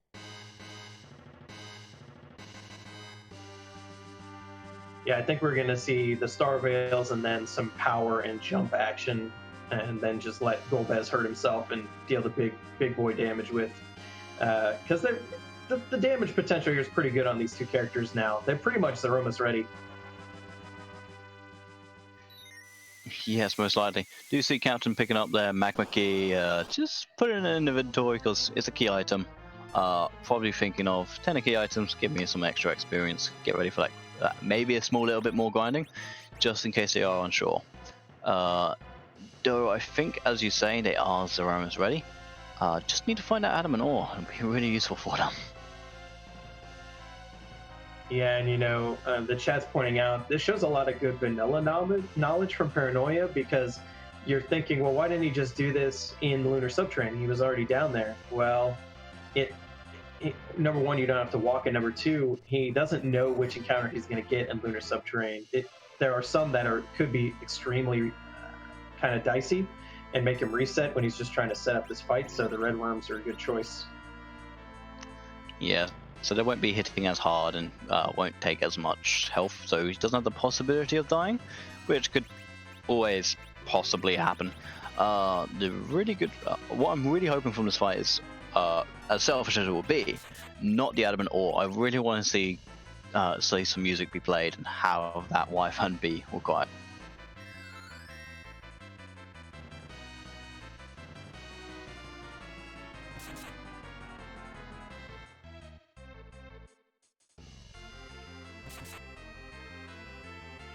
Yeah, we can say switching to the Avenger Sword on Kane there to just really wreck with the White Spear damage with the Avenger Berserk on.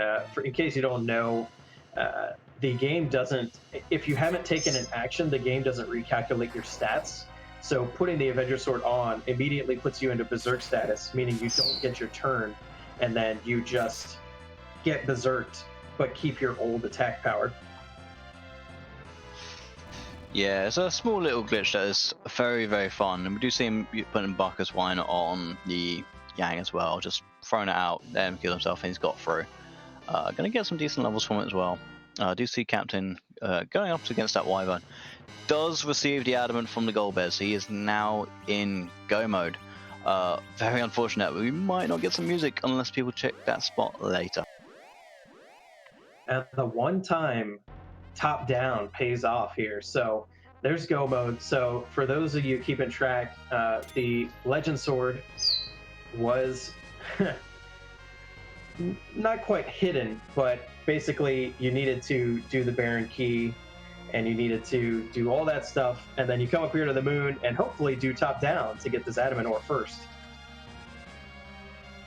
Yeah, so we do have the possibility that Trouble does catch up if he does top down instead of like Captain and Mooney. Obviously, Paranoia is already in go mode, so unless they make some big mistakes on fighting Zeromus, Trouble's probably not going to be hitting that first. But he is making a very good attempt, and definitely could still have the potential to catch up. Yeah, Paranoia tried to crush Coco Shop there for a minute, but for Soya, his HP never really gets out of dangerous territory. A high roll Big Bang can take him out, and that can cause the timing of that can cause some weird wipes. So we'll see if our players try to nerf more Big Bangs, or if they're kind of gonna let it ride and just hope they don't get a really high roll. Yeah, with Atella and some of their characters are just very, very low HP. The only really big one is going to be Yang and Kane. Oh, and also Sid as well. They're going to be the 3 surviving people. So no white mage is really going to have some big HP. But it is going to be possible for them to still survive. And that's what they're really going to be banking on. Yeah, Paranoia does have 10 key items now in case he's not feeling secure, wants some more levels. And it looks like that is exactly what he's doing. Yeah, so I do believe he does. Everyone knows how they're doing things. Do see Trouble grabbing their Fusiar, Mooney making their way through the moon. Captain having a little bit of trouble. Does see him reset out of after getting the Twin Harp. We'll see if they go find some music or if they go find that gold bet.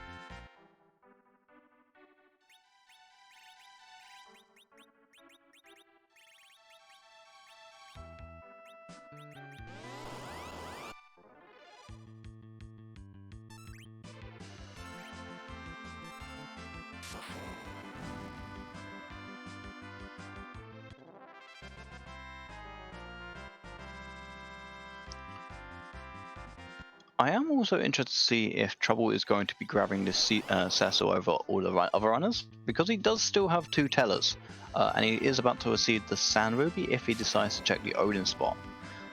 This will give him a slight different advantage considering people are running Yang instead. So he's going to do a lot more damage at Cecil, maybe give him a little bit more time to catch up with. Yeah, and you may think, well, how much can Cecil help? Well, you'd be surprised at what difference in time your Z-Fight can be depending on what your damage dealer access is, especially if you have even another Berserker. It helps immensely, not only because it helps you not have to take as many Big Bangs from Zeromus, but also it saves you all the casting time of Zeromus's attacks. Yeah, it's going to be pretty interesting. We do see Captain now fighting Goldbears instead of going for that Twin Harp music. Mooney is in the Cape Bahamut spot, having a little bit of trouble with elements, but is definitely plausible. See if they go for it. Trouble now going towards.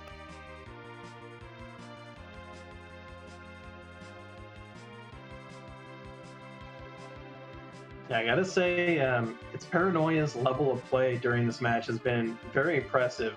Shown a lot of good ability to figure out the best way to get through the tough situations that the seed has thrown, and is now ready to head to Zeromus.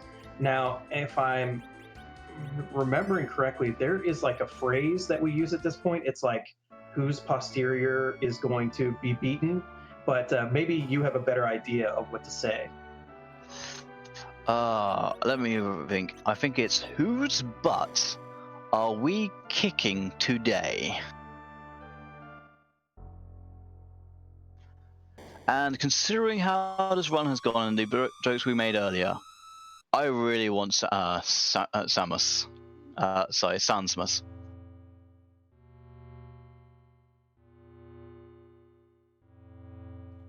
Yes, in case you haven't watched this randomizer before, we pretty much always have the Z flag on, which randomizes the sprite for the final boss to one of several hundred that have been put in the game, mostly by community member and side developer Scala Kitty. Yeah, big shout out to all the work on the Discord that's been done. Like, the moderation is absolutely impeccable. And we will see just what it is. Meanwhile, though, we do see Captain grabbing their adamant after they've beaten the Golbears as he kills himself. Mooney getting through the elements fight, and Trouble just gonna get through that Demis fight, no problems.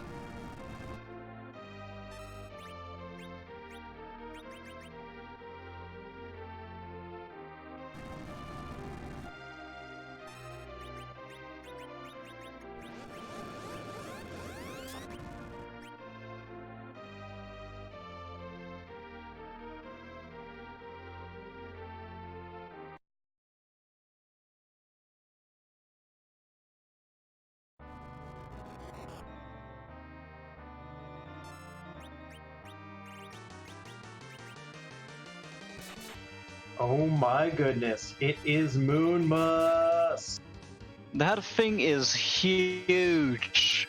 I've never seen a sprite that big. Oh my.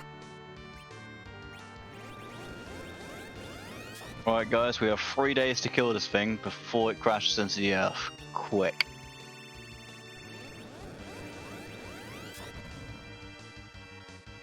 This has got to be one of the most beautiful Z sprites I've seen. It's terrifying and heavily detailed, and it is going to big bang your face. That it is. Quick, nuke it before it can. Do see Captain now picking up their adamant. So that's really good. So while Paranoia goes through the Zeromus fight, I just want to give another big shout out to all the runners. They've had a impeccably difficult seed. So give them all your love. Follow them on their Twitch. Make sure you just talk to them. I was like, wonder how they done. It's really cool. Also, big shout outs to the restreamer. Doing a terrific job as maybe. Also, the person who rolled the seed. So give him a good thanks for that. And just also for our tracker today, which is Woobear.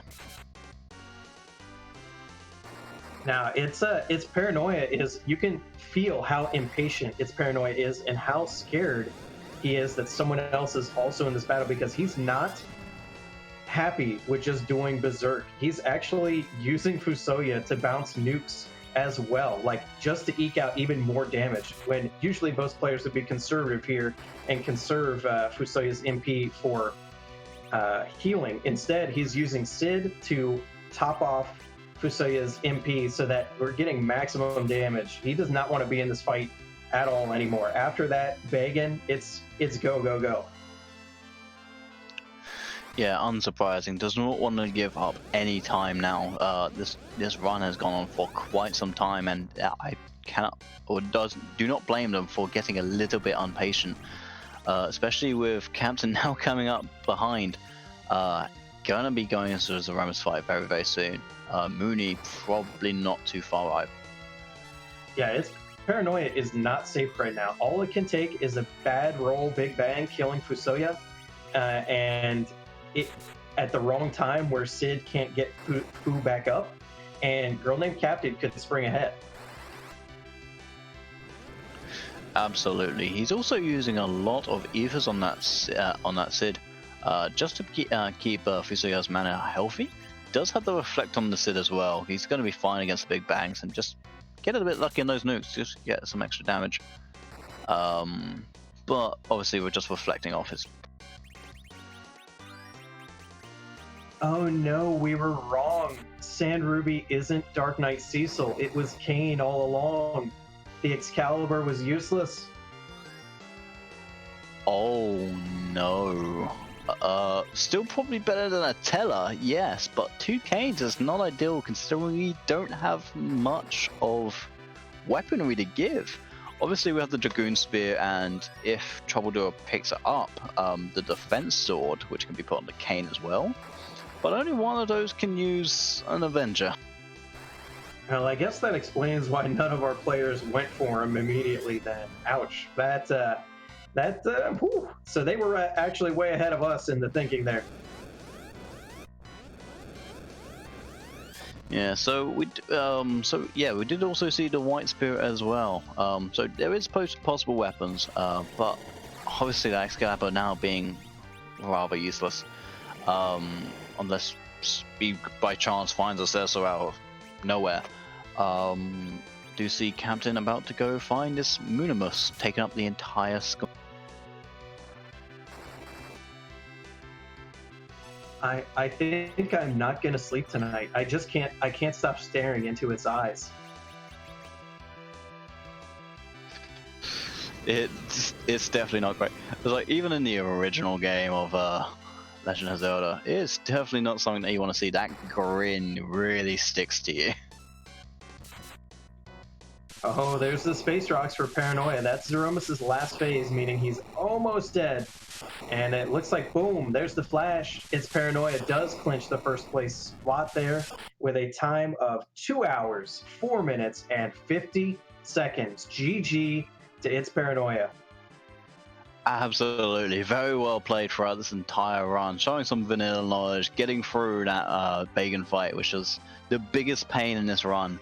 We'll probably get them in for a interview very, very soon, and just ask about that. Though very, very, very good job.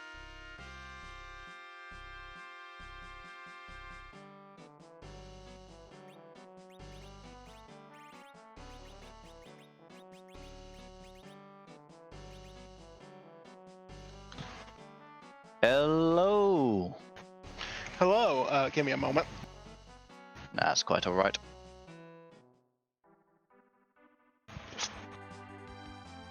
That. Oh, wait.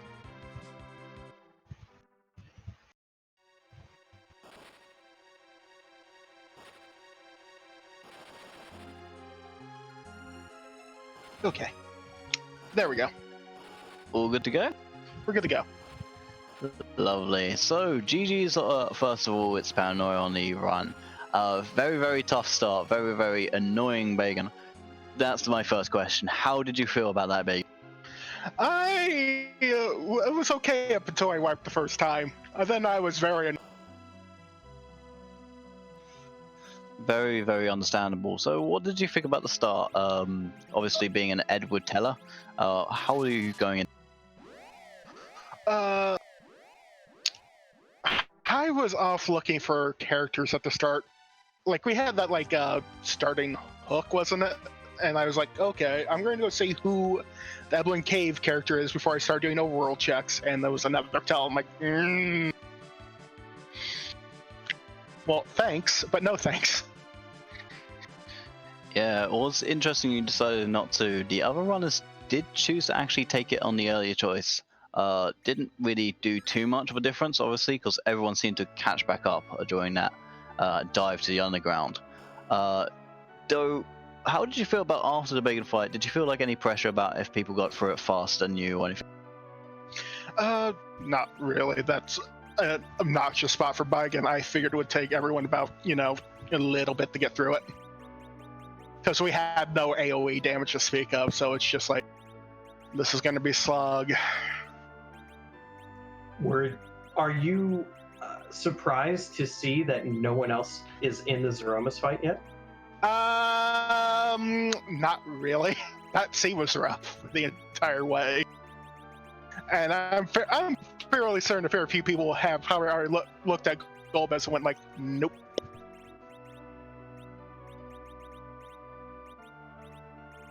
Very, very understandable. Unfortunately, only two people are just hit the moon and just starting to clear it. Captain obviously went when they saw gold bears and actually did it straight away. They're just about to go kick Moonimus's butt. Mooney and Trouble still haven't actually found gold bears at all. They're just starting to clear the moon. It's just, and I mean, of course, I full cleared moon hunting for the adamant. It had to be behind gold bears that paled him. Of course it did. I have seen a lot of gold bears that paled him lately, and I'm very annoyed by it. Yes, very good job. Actually, that's another question I want to bring to you. So you muted the two characters you wanted to keep alive to overwrite the paralyzation. Is there any reason why you did that specifically instead of the Fusaya? I was a little bit confused about. Because I wanted levels on those two. That's the entire reason I did it. Because Jane really gets damage from levels and gear. And Fusoya is already right there at max power. He doesn't need anything else.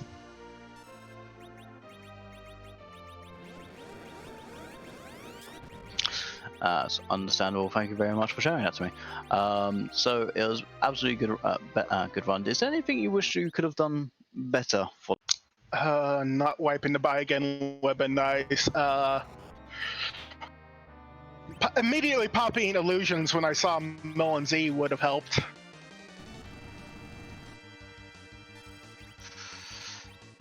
Lovely, lovely. So Lawmaster, do you have any questions for him before you just?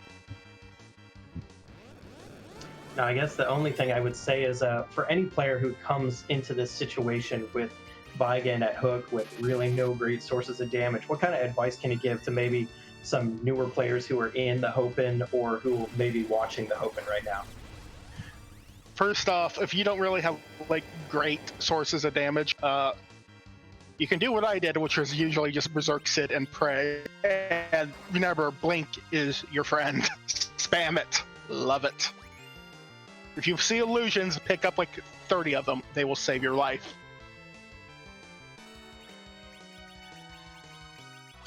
Lovely, thank you very, very much. And GG's on your first place victory. So good luck with the rest of the Hopen and have a lovely night. Thank you. You too. Now, while we're in this interview, we actually saw girlnamedcaptain actually taking a bit to try to find, I believe, was looking for Bacchus wine and thought they were underground, kind of forgot where they were at, had to go searching, but now has everything they need and is in the fight. And meanwhile, just to put things in perspective here, troubledoer is on the moon. So if troubledoer had gone top down, we're talking about a player who was about 30 or 40 minutes behind getting underground, being able to be in go mode only 10 or 15 minutes after everyone else. So it just depends, just a different routing decision could actually eat up a surprising amount of time.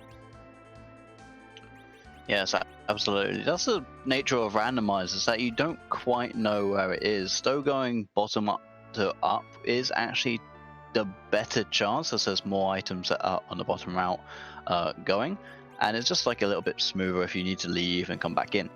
But it is definitely up to player choice, and we do see Trouble also making that decision to go bottom up. So unfortunately, he's going to be going at the same pace as everyone else. Probably just going to be hoping for some mistakes like Captain, unfortunately having to reset out of the Zeromus fight.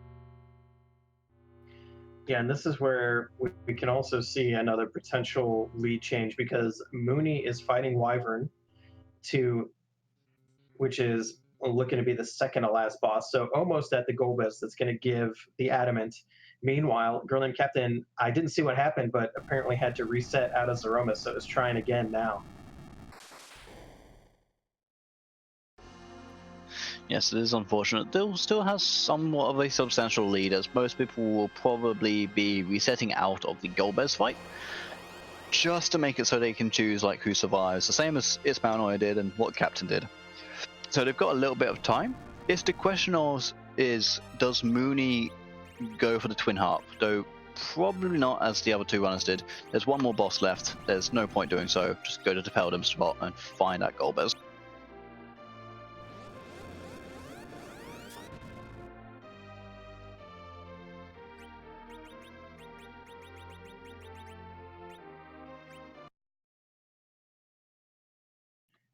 We now see Zeromus on Girl Named Captain screen showing his true colors once again.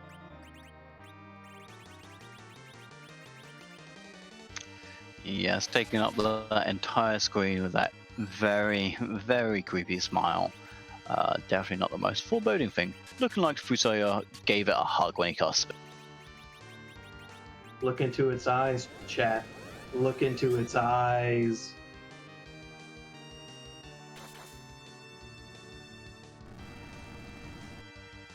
Look into his eyes, and what do you see? Your doom cometh.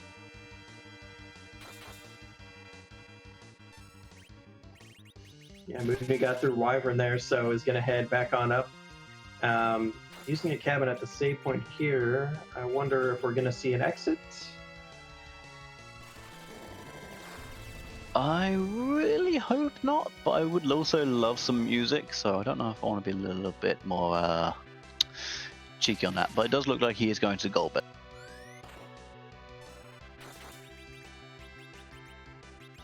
I'm always interested to see players walk up to here because I'm like 90% sure that it's actually faster. Oh, wait a minute. Mooney did Wyvern first? Still has bosses at the bottom to do?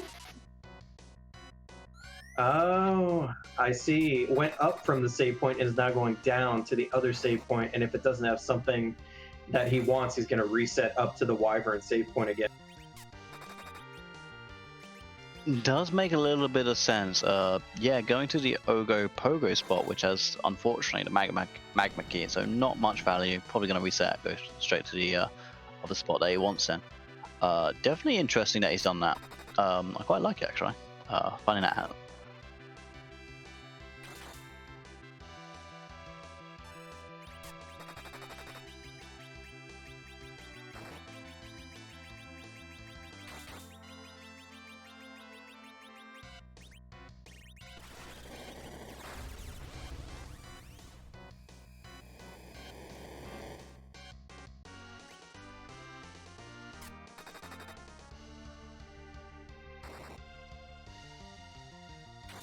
Ooh, very close on that big bang. Fusaya almost went down, but is going to have time for the Cure 4.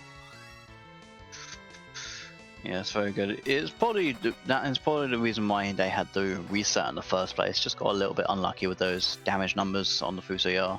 Went down and had to reset. Does look like it may happen again if that Fusaya doesn't get another turn. I would not be surprised. The black hole does come out and reset some of those bugs.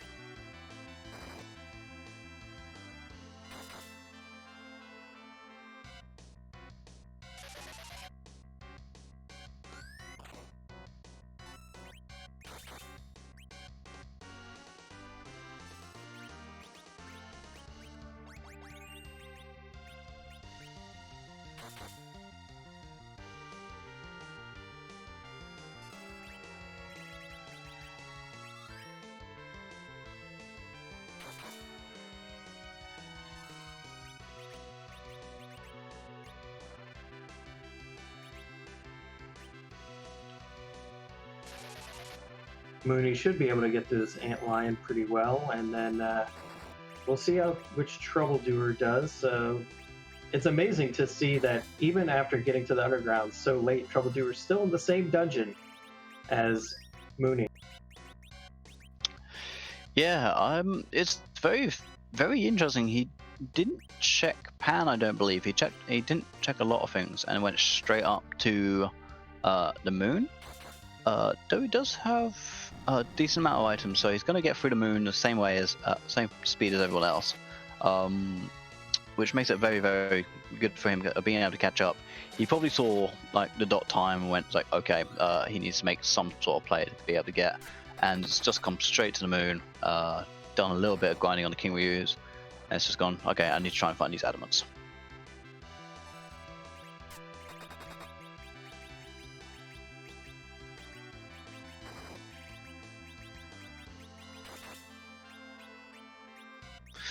Yes, he did check hitting Yang over the head with the pan, so he did get the legend, yes.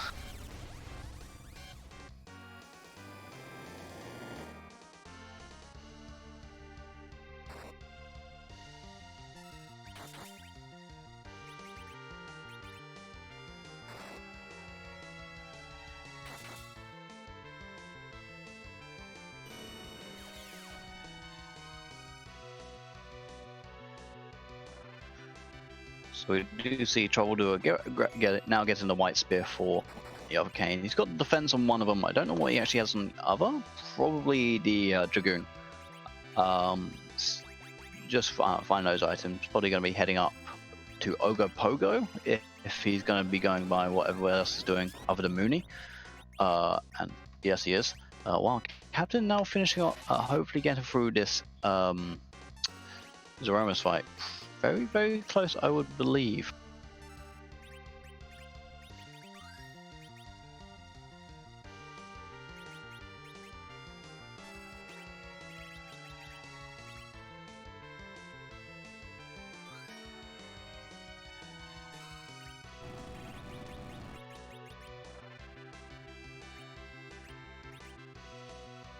He did save Arthur Wyvern. He saved in the upper spot.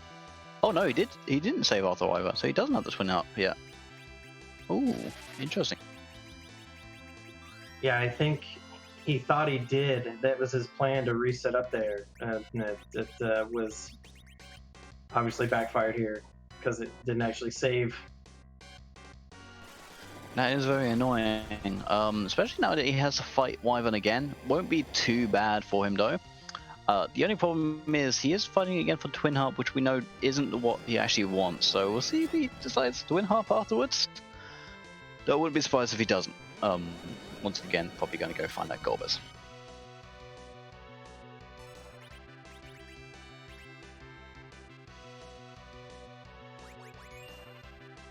And Trouble in Paradise, as I see Captain as a 50 life Cecil, sorry, not Cecil, Sid, having a little bit of trouble.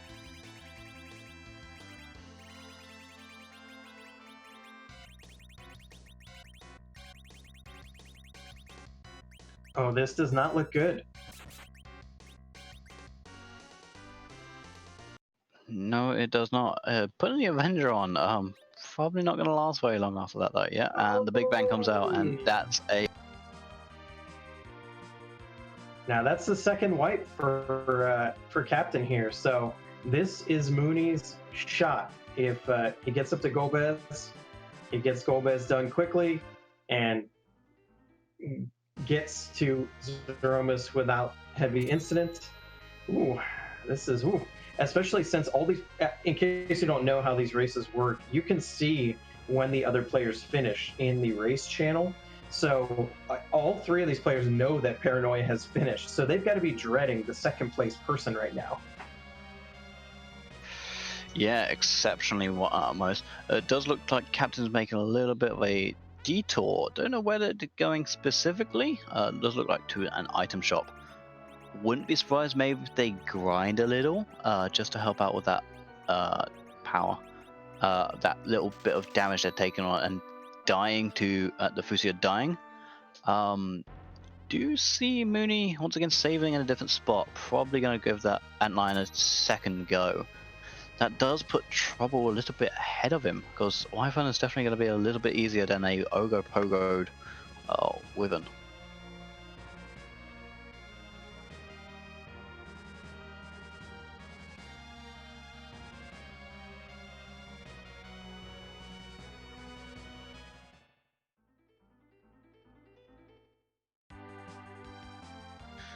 And yes, we have unfortunately not heard music today. Nobody has gone straight to Twin Harp after they've received it from the Wyvern. We'll see if maybe Mooney or Trouble do so, but as has been mentioned, was what's happened with Captain Paranoia. They've not done so. They found Golbez, beat him, and just got the adamant which they finally needed.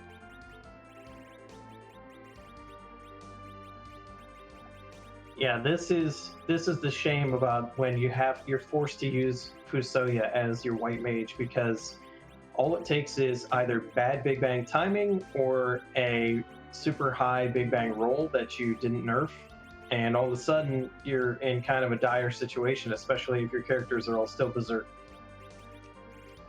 Yes, most certainly. So they're walking on a tightrope while fighting this. Do see Troubledoer just quickly reset out of the Wyvern fight. Gonna go into custom, change the battle speed probably, and get those star bells out. Most likely, Mooney once again fighting the Antlion. Gonna be unfortunately receiving a magma key for his troubles. not going to be great for him. And Captain getting ready for that Zeronis fight once again.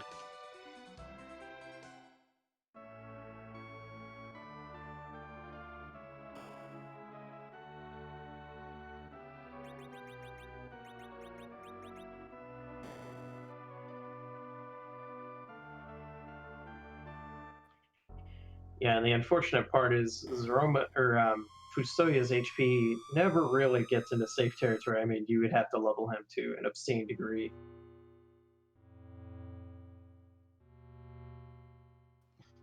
Yeah, most likely. And yeah, we have seen like very little choice in this seed. It's been rather linear, decently.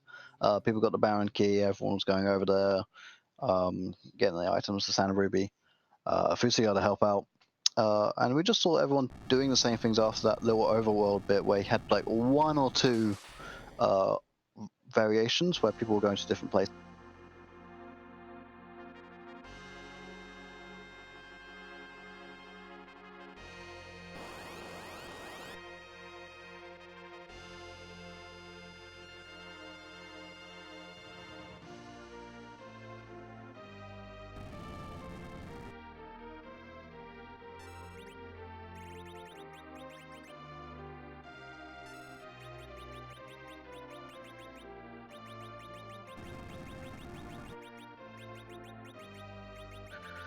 That is interesting. I don't believe Trouble is going to Wyvern.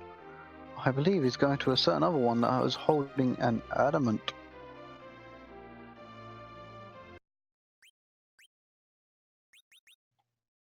Wow, so Trouble is actually, if you manage to get through this Golbez, it's actually after getting underground 30 or 40 minutes after the other players, is actually going to leapfrog Mooney here. Absolutely, and if Captain unfortunately has another mishap, Trouble is in a possible second. As Captain's been gotten some pretty unlucky big bangs so far. Fusia dying both times and having a little bit of trouble to recover. Though we'll see how Trouble does against the Golbez and how he sets it up and how long it takes him as well.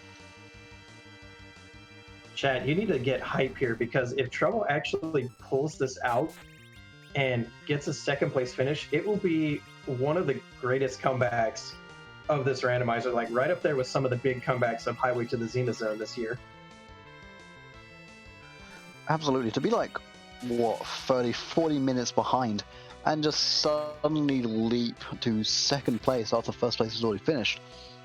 It's absolutely amazing. Just going for this play where it's just like, okay, maybe people are taking a little bit longer. We'll go top to bottom, see if it's there. And he's just gone to Golbez and just found, and obviously he's going to find the adamant. And be in a pretty good position after that.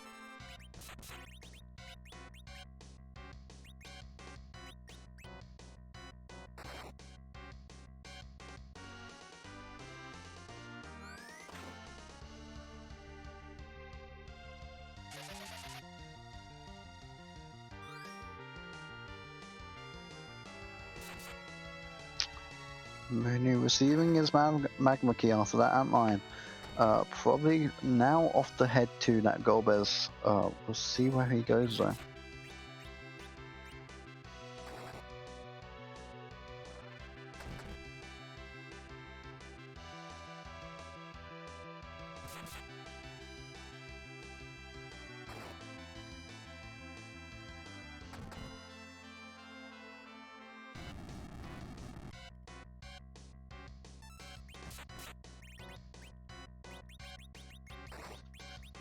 Lovely jubbly. Trouble has found that adamant. He is ready to go, and he is probably going to get there as soon as possible, thinking like, he needs to get there. People have already been there, and obviously we only have Captain in that spot in a moment.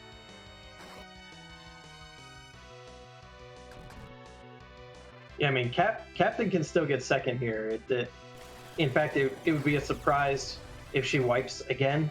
But there's always the chance with Fusoya's health because high roll big bangs can deal somewhere around 2,200 to 2,300, and that means Fusoya's not safe. Absolutely not. Walking on that tightrope, as I mentioned earlier, if one thing slips up, it is possible for them to then just wipe, and Trouble to just take that victory away from them, which I feel Captain really deserves it, considering they were actually behind earlier, before the Bacon fight, and just caught up on that fight. I think they did it on their second try, and got through just after Paranoia did. So definitely definitely deserves a second place victory, just having a little bit of trouble in this final part.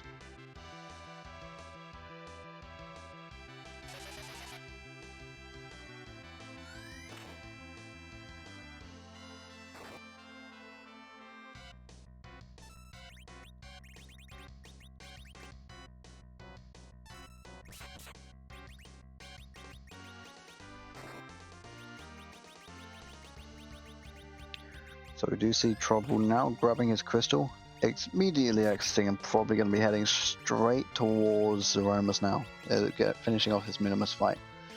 Mooney now grabbing his Adamant after he's beating Golbez, probably just going to quickly put on some Star Bells and enjoying the free fight. So unfortunately, that would mean no music for tonight, which is rather disappointing, honestly.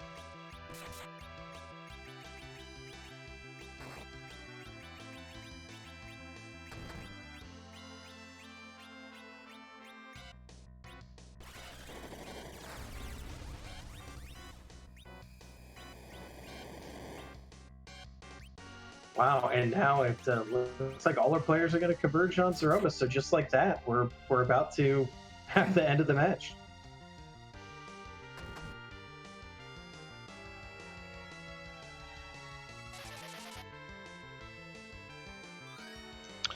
Trouble has forged, yeah, he does have the crystal.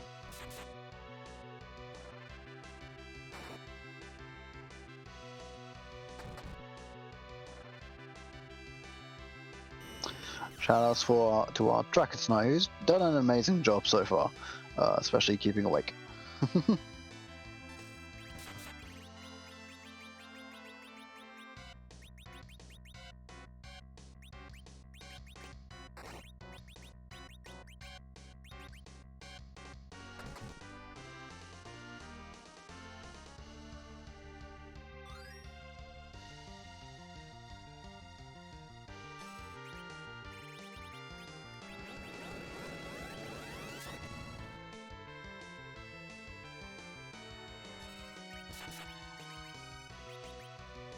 Yeah, at this point, I would say we're probably going to be seeing the rocks very shortly from Captain.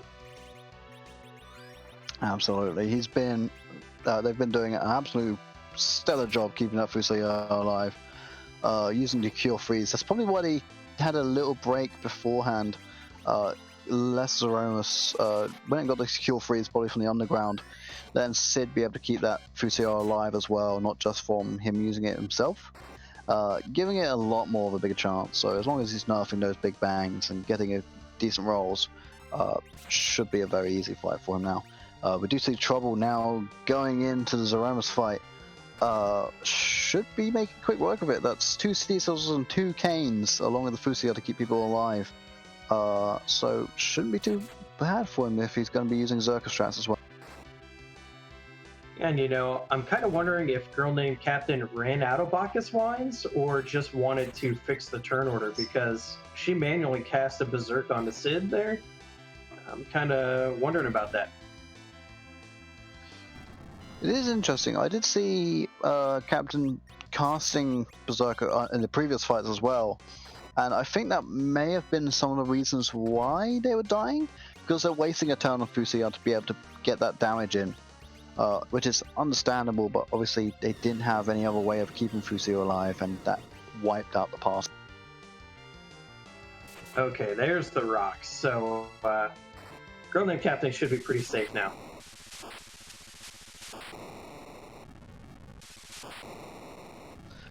So she did. Captain did actually go to the moon to grab those Bacchus wines, so not wasting as many turns to Berserk people. And we do see the flash, and Captain finishes in a time of 2 hours, 33 minutes, and 9 seconds. GG.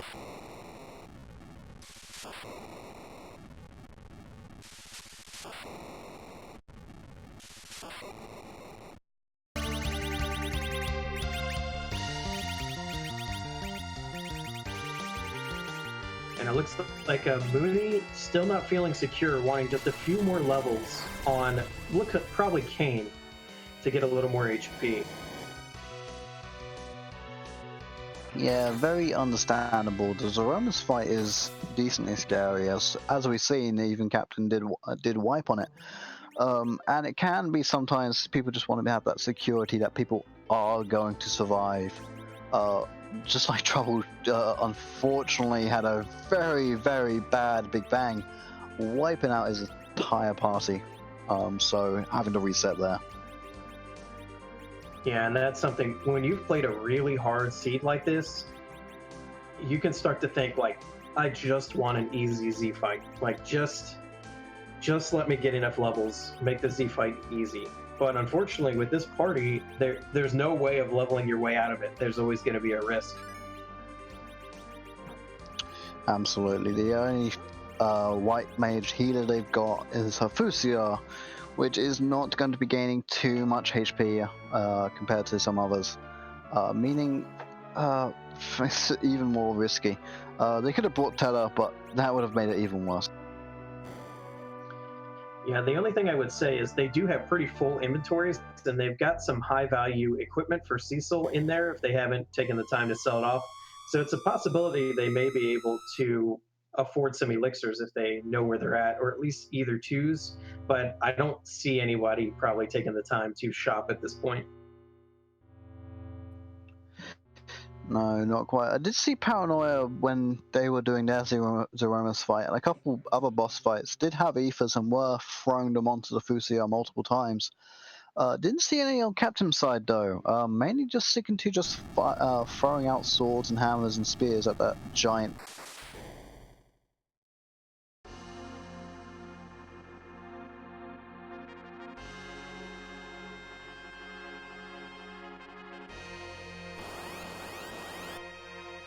And yes, Rubert, you can now take another nap as the break in the middle is done, and it seems like everyone's going to be focusing on the Zeromus fight at this point.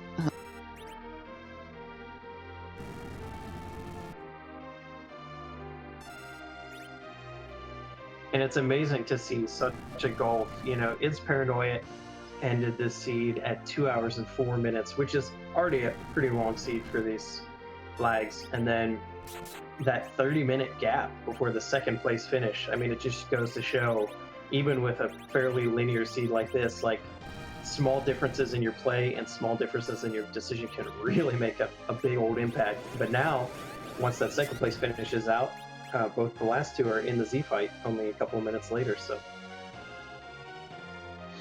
Yeah, absolutely. It's just so once again, just shows that this randomizer is possible for even if like you're in fourth place, you're having a really bad time in a fight.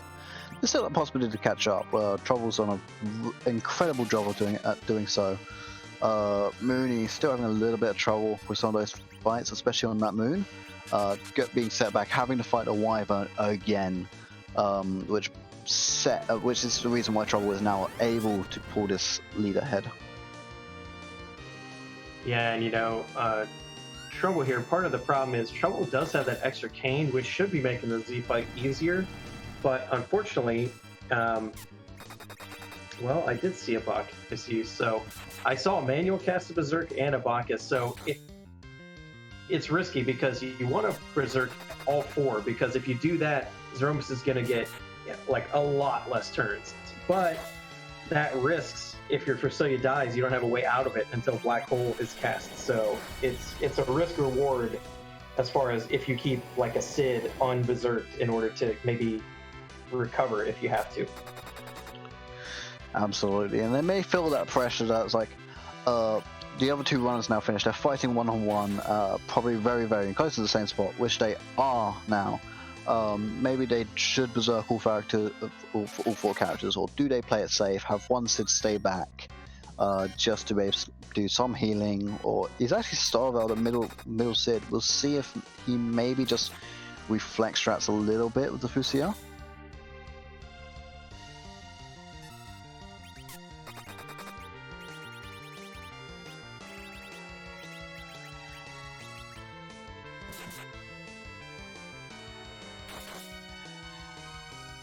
Oh, that's a shame. The only MP regen in Trouble's inventory is a single either one, which is being thrown right now, and it's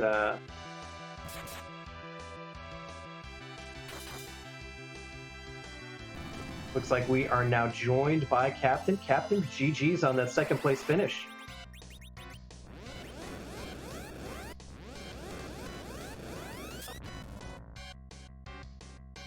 Ah, I see. She is not all the way here yet. Oh, hey, sorry guys, I was muted and dead. Can you say something now? Oh yeah, we've got you now. Thanks, Captain. How do you feel about that second place finish?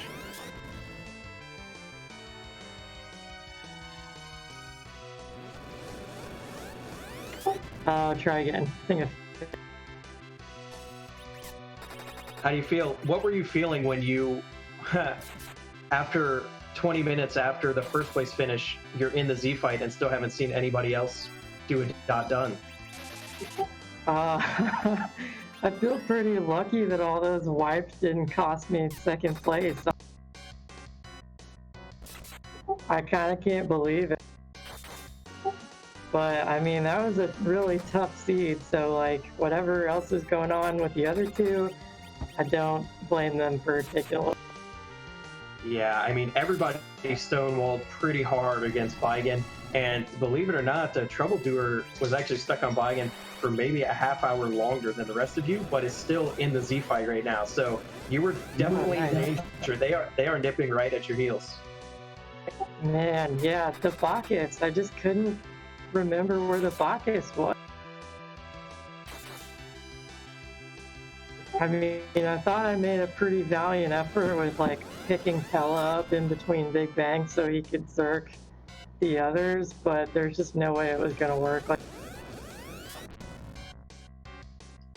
yeah, it was kind of tough your first time through to kind of get the Berserk Q Claw going. yeah, and I just didn't want to risk anything except for Zerker strats. Like, with how little MP Fu's got, I figured I'd just play it. Yeah, and other than that Zeromus fight where you had a little bit of trouble with it at the end, did you really feel like you had any other trouble throughout the rest of the run apart from that little Baigen fight in the middle? Honestly, yeah, the Wyvern kind of took me by surprise, but then I got him handled okay. When I felt the best was when I took out Golbez. Like, that was mostly just luck that he didn't kill Fu that made me able to do that, but I still felt pretty. Yes, absolutely, and GG's to that. If there was anything you could have done in that run better, is there anything you would have done? My inventory management was a total mess. You'll probably notice all of that. You know, I don't think we talked about inventory management once the entire seed because we were so blown away by how rude it was being to you. Yeah, that was about the roughest start. And with Baigen there, like, you've got a moon veil, so it's like quote unquote free, but not really, because moon veils run out.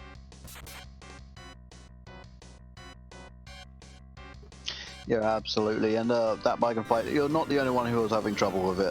Everyone was on that fight for 20 to 30 minutes, and as we mentioned, Trouble was about 40 minutes behind and just made a play to be able to get back into the game. So is there anything else you would like to say to Captain before she disappears, Law? No, just the curse of the rude hope and hook seed continue. Let's keep it going. It's actually starting to be pretty fun.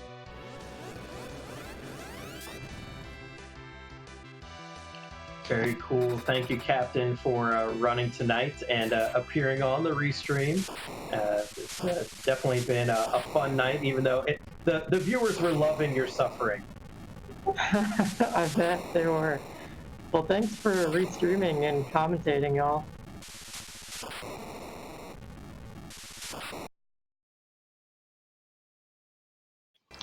Yeah, so thank you too for once again. So have a lovely night and GG's. We hope to see you again next. GG's, see you later.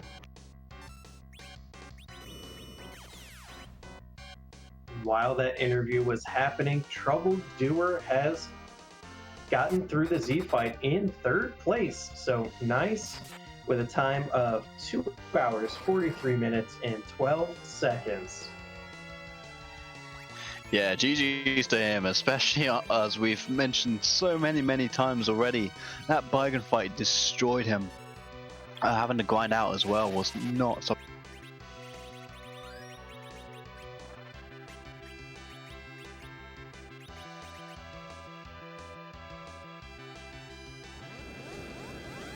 So unfortunately, that leaves Mooney. Still doing an excellent job with the run. So gives your energy to them as they finish off this giant moon that's threatening to destroy.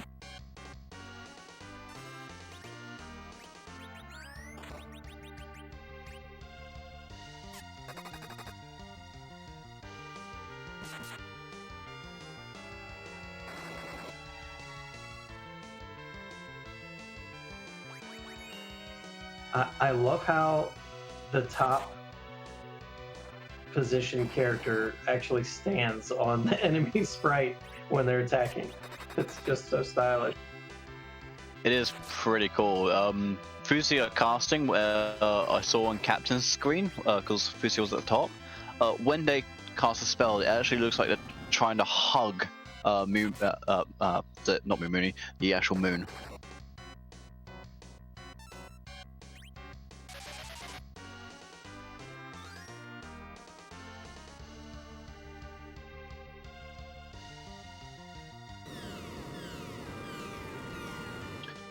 Speaking of which, there's a little bit of poetry that Mooney is now fighting the moon, as the rocks fall as well.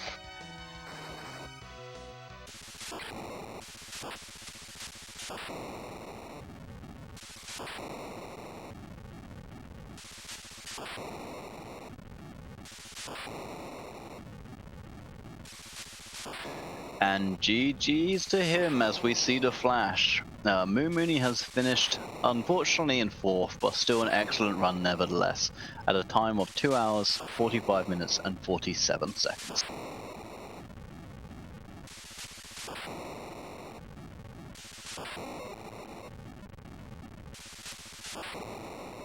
GG's to all of our runners tonight.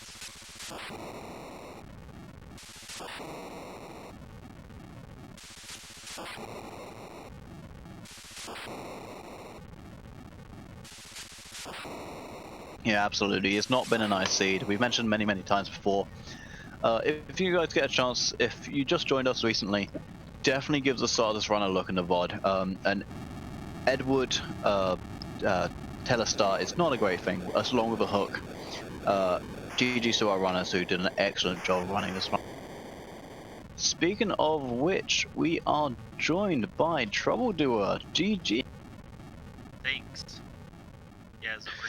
Can you guys hear me? It is working fine. So, Trouble, first thing I want to ask, and you probably know this already, but that Baigan fight really threw you off, didn't it? Yeah, that Baigan, you know, I should have got a freaking Yang, but I didn't, and it showed. Yeah, so the other 3 runners did get that Yang, and that actually did help them a little bit. We did see you grinding as well to try and make it up for it. Very good job making a comeback though. You took a lot less time getting to the moon and killing Golbez. So how did you feel about the run overall, apart from obviously that bite? If without Bacon, it'd probably be one of my better runs, but with Bacon, that's probably my worst run all week. I'm just thankful everything I needed had a character behind, because at that point I was just looking for more characters.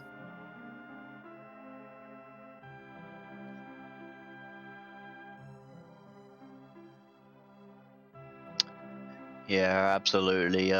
Just like the characters were not nice. You had a total of 3 tails available to you: a Sid, and Edward, and obviously Kane came into it at some point. Your saving grace obviously was probably that Fusia.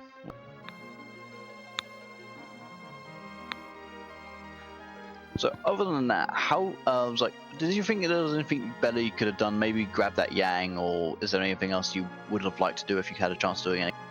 Yeah, probably just grab that Yang, definitely. I guess the Demas could have been behind it, but after getting the Baron character and going in and fighting that the Demas, that Odin spot, obviously Demas wasn't there, so just having another physical fighter that could take a hit. Also would have killed for a Cure 3. I didn't have those at that point, so I was using Cure 2. Yeah, so we did see you'd have that unfortunate, really big bang numbers on you on that when you wiped that Zeramus fight. But how did you feel about having 2 Canes and 2 Sids? Because everyone else had a Edward or a Teller. Do you think you had an advantage in that? Yeah, you don't really need Tella that much if you have a Fu, because he does everything Tella does and better. And then for Edward, I mean, Spoon's off, and I'm not really going to use Edward's strat, so at least Sid can still use item. Yeah, absolutely. So, Lawmaster, do you have any questions for Jubble before he does? I guess the only thing I would say is, what advice would you give to someone who's in your position where you had like just a really bad party, no good sources of damage? Like, how do you start a scene like this? What's your strategy for what you want to do first? Okay, so for that, I mean, it's just being aware of who is open, and obviously Baigen is hitting hard at the Rubicon spot, so just make sure you have everything you need before you head up, and don't be afraid to take a few seconds to replace a Tella or an Edward if you have like 3 of them. That's quite important. So obviously, if you do want to start running in in Final Fantasy 4 Free Enterprise, there is a Discord. So GG's to you, Trouble. Thank you very much for running, and have a good night. We hope to see you again in the future. Yeah. Thanks. Bye.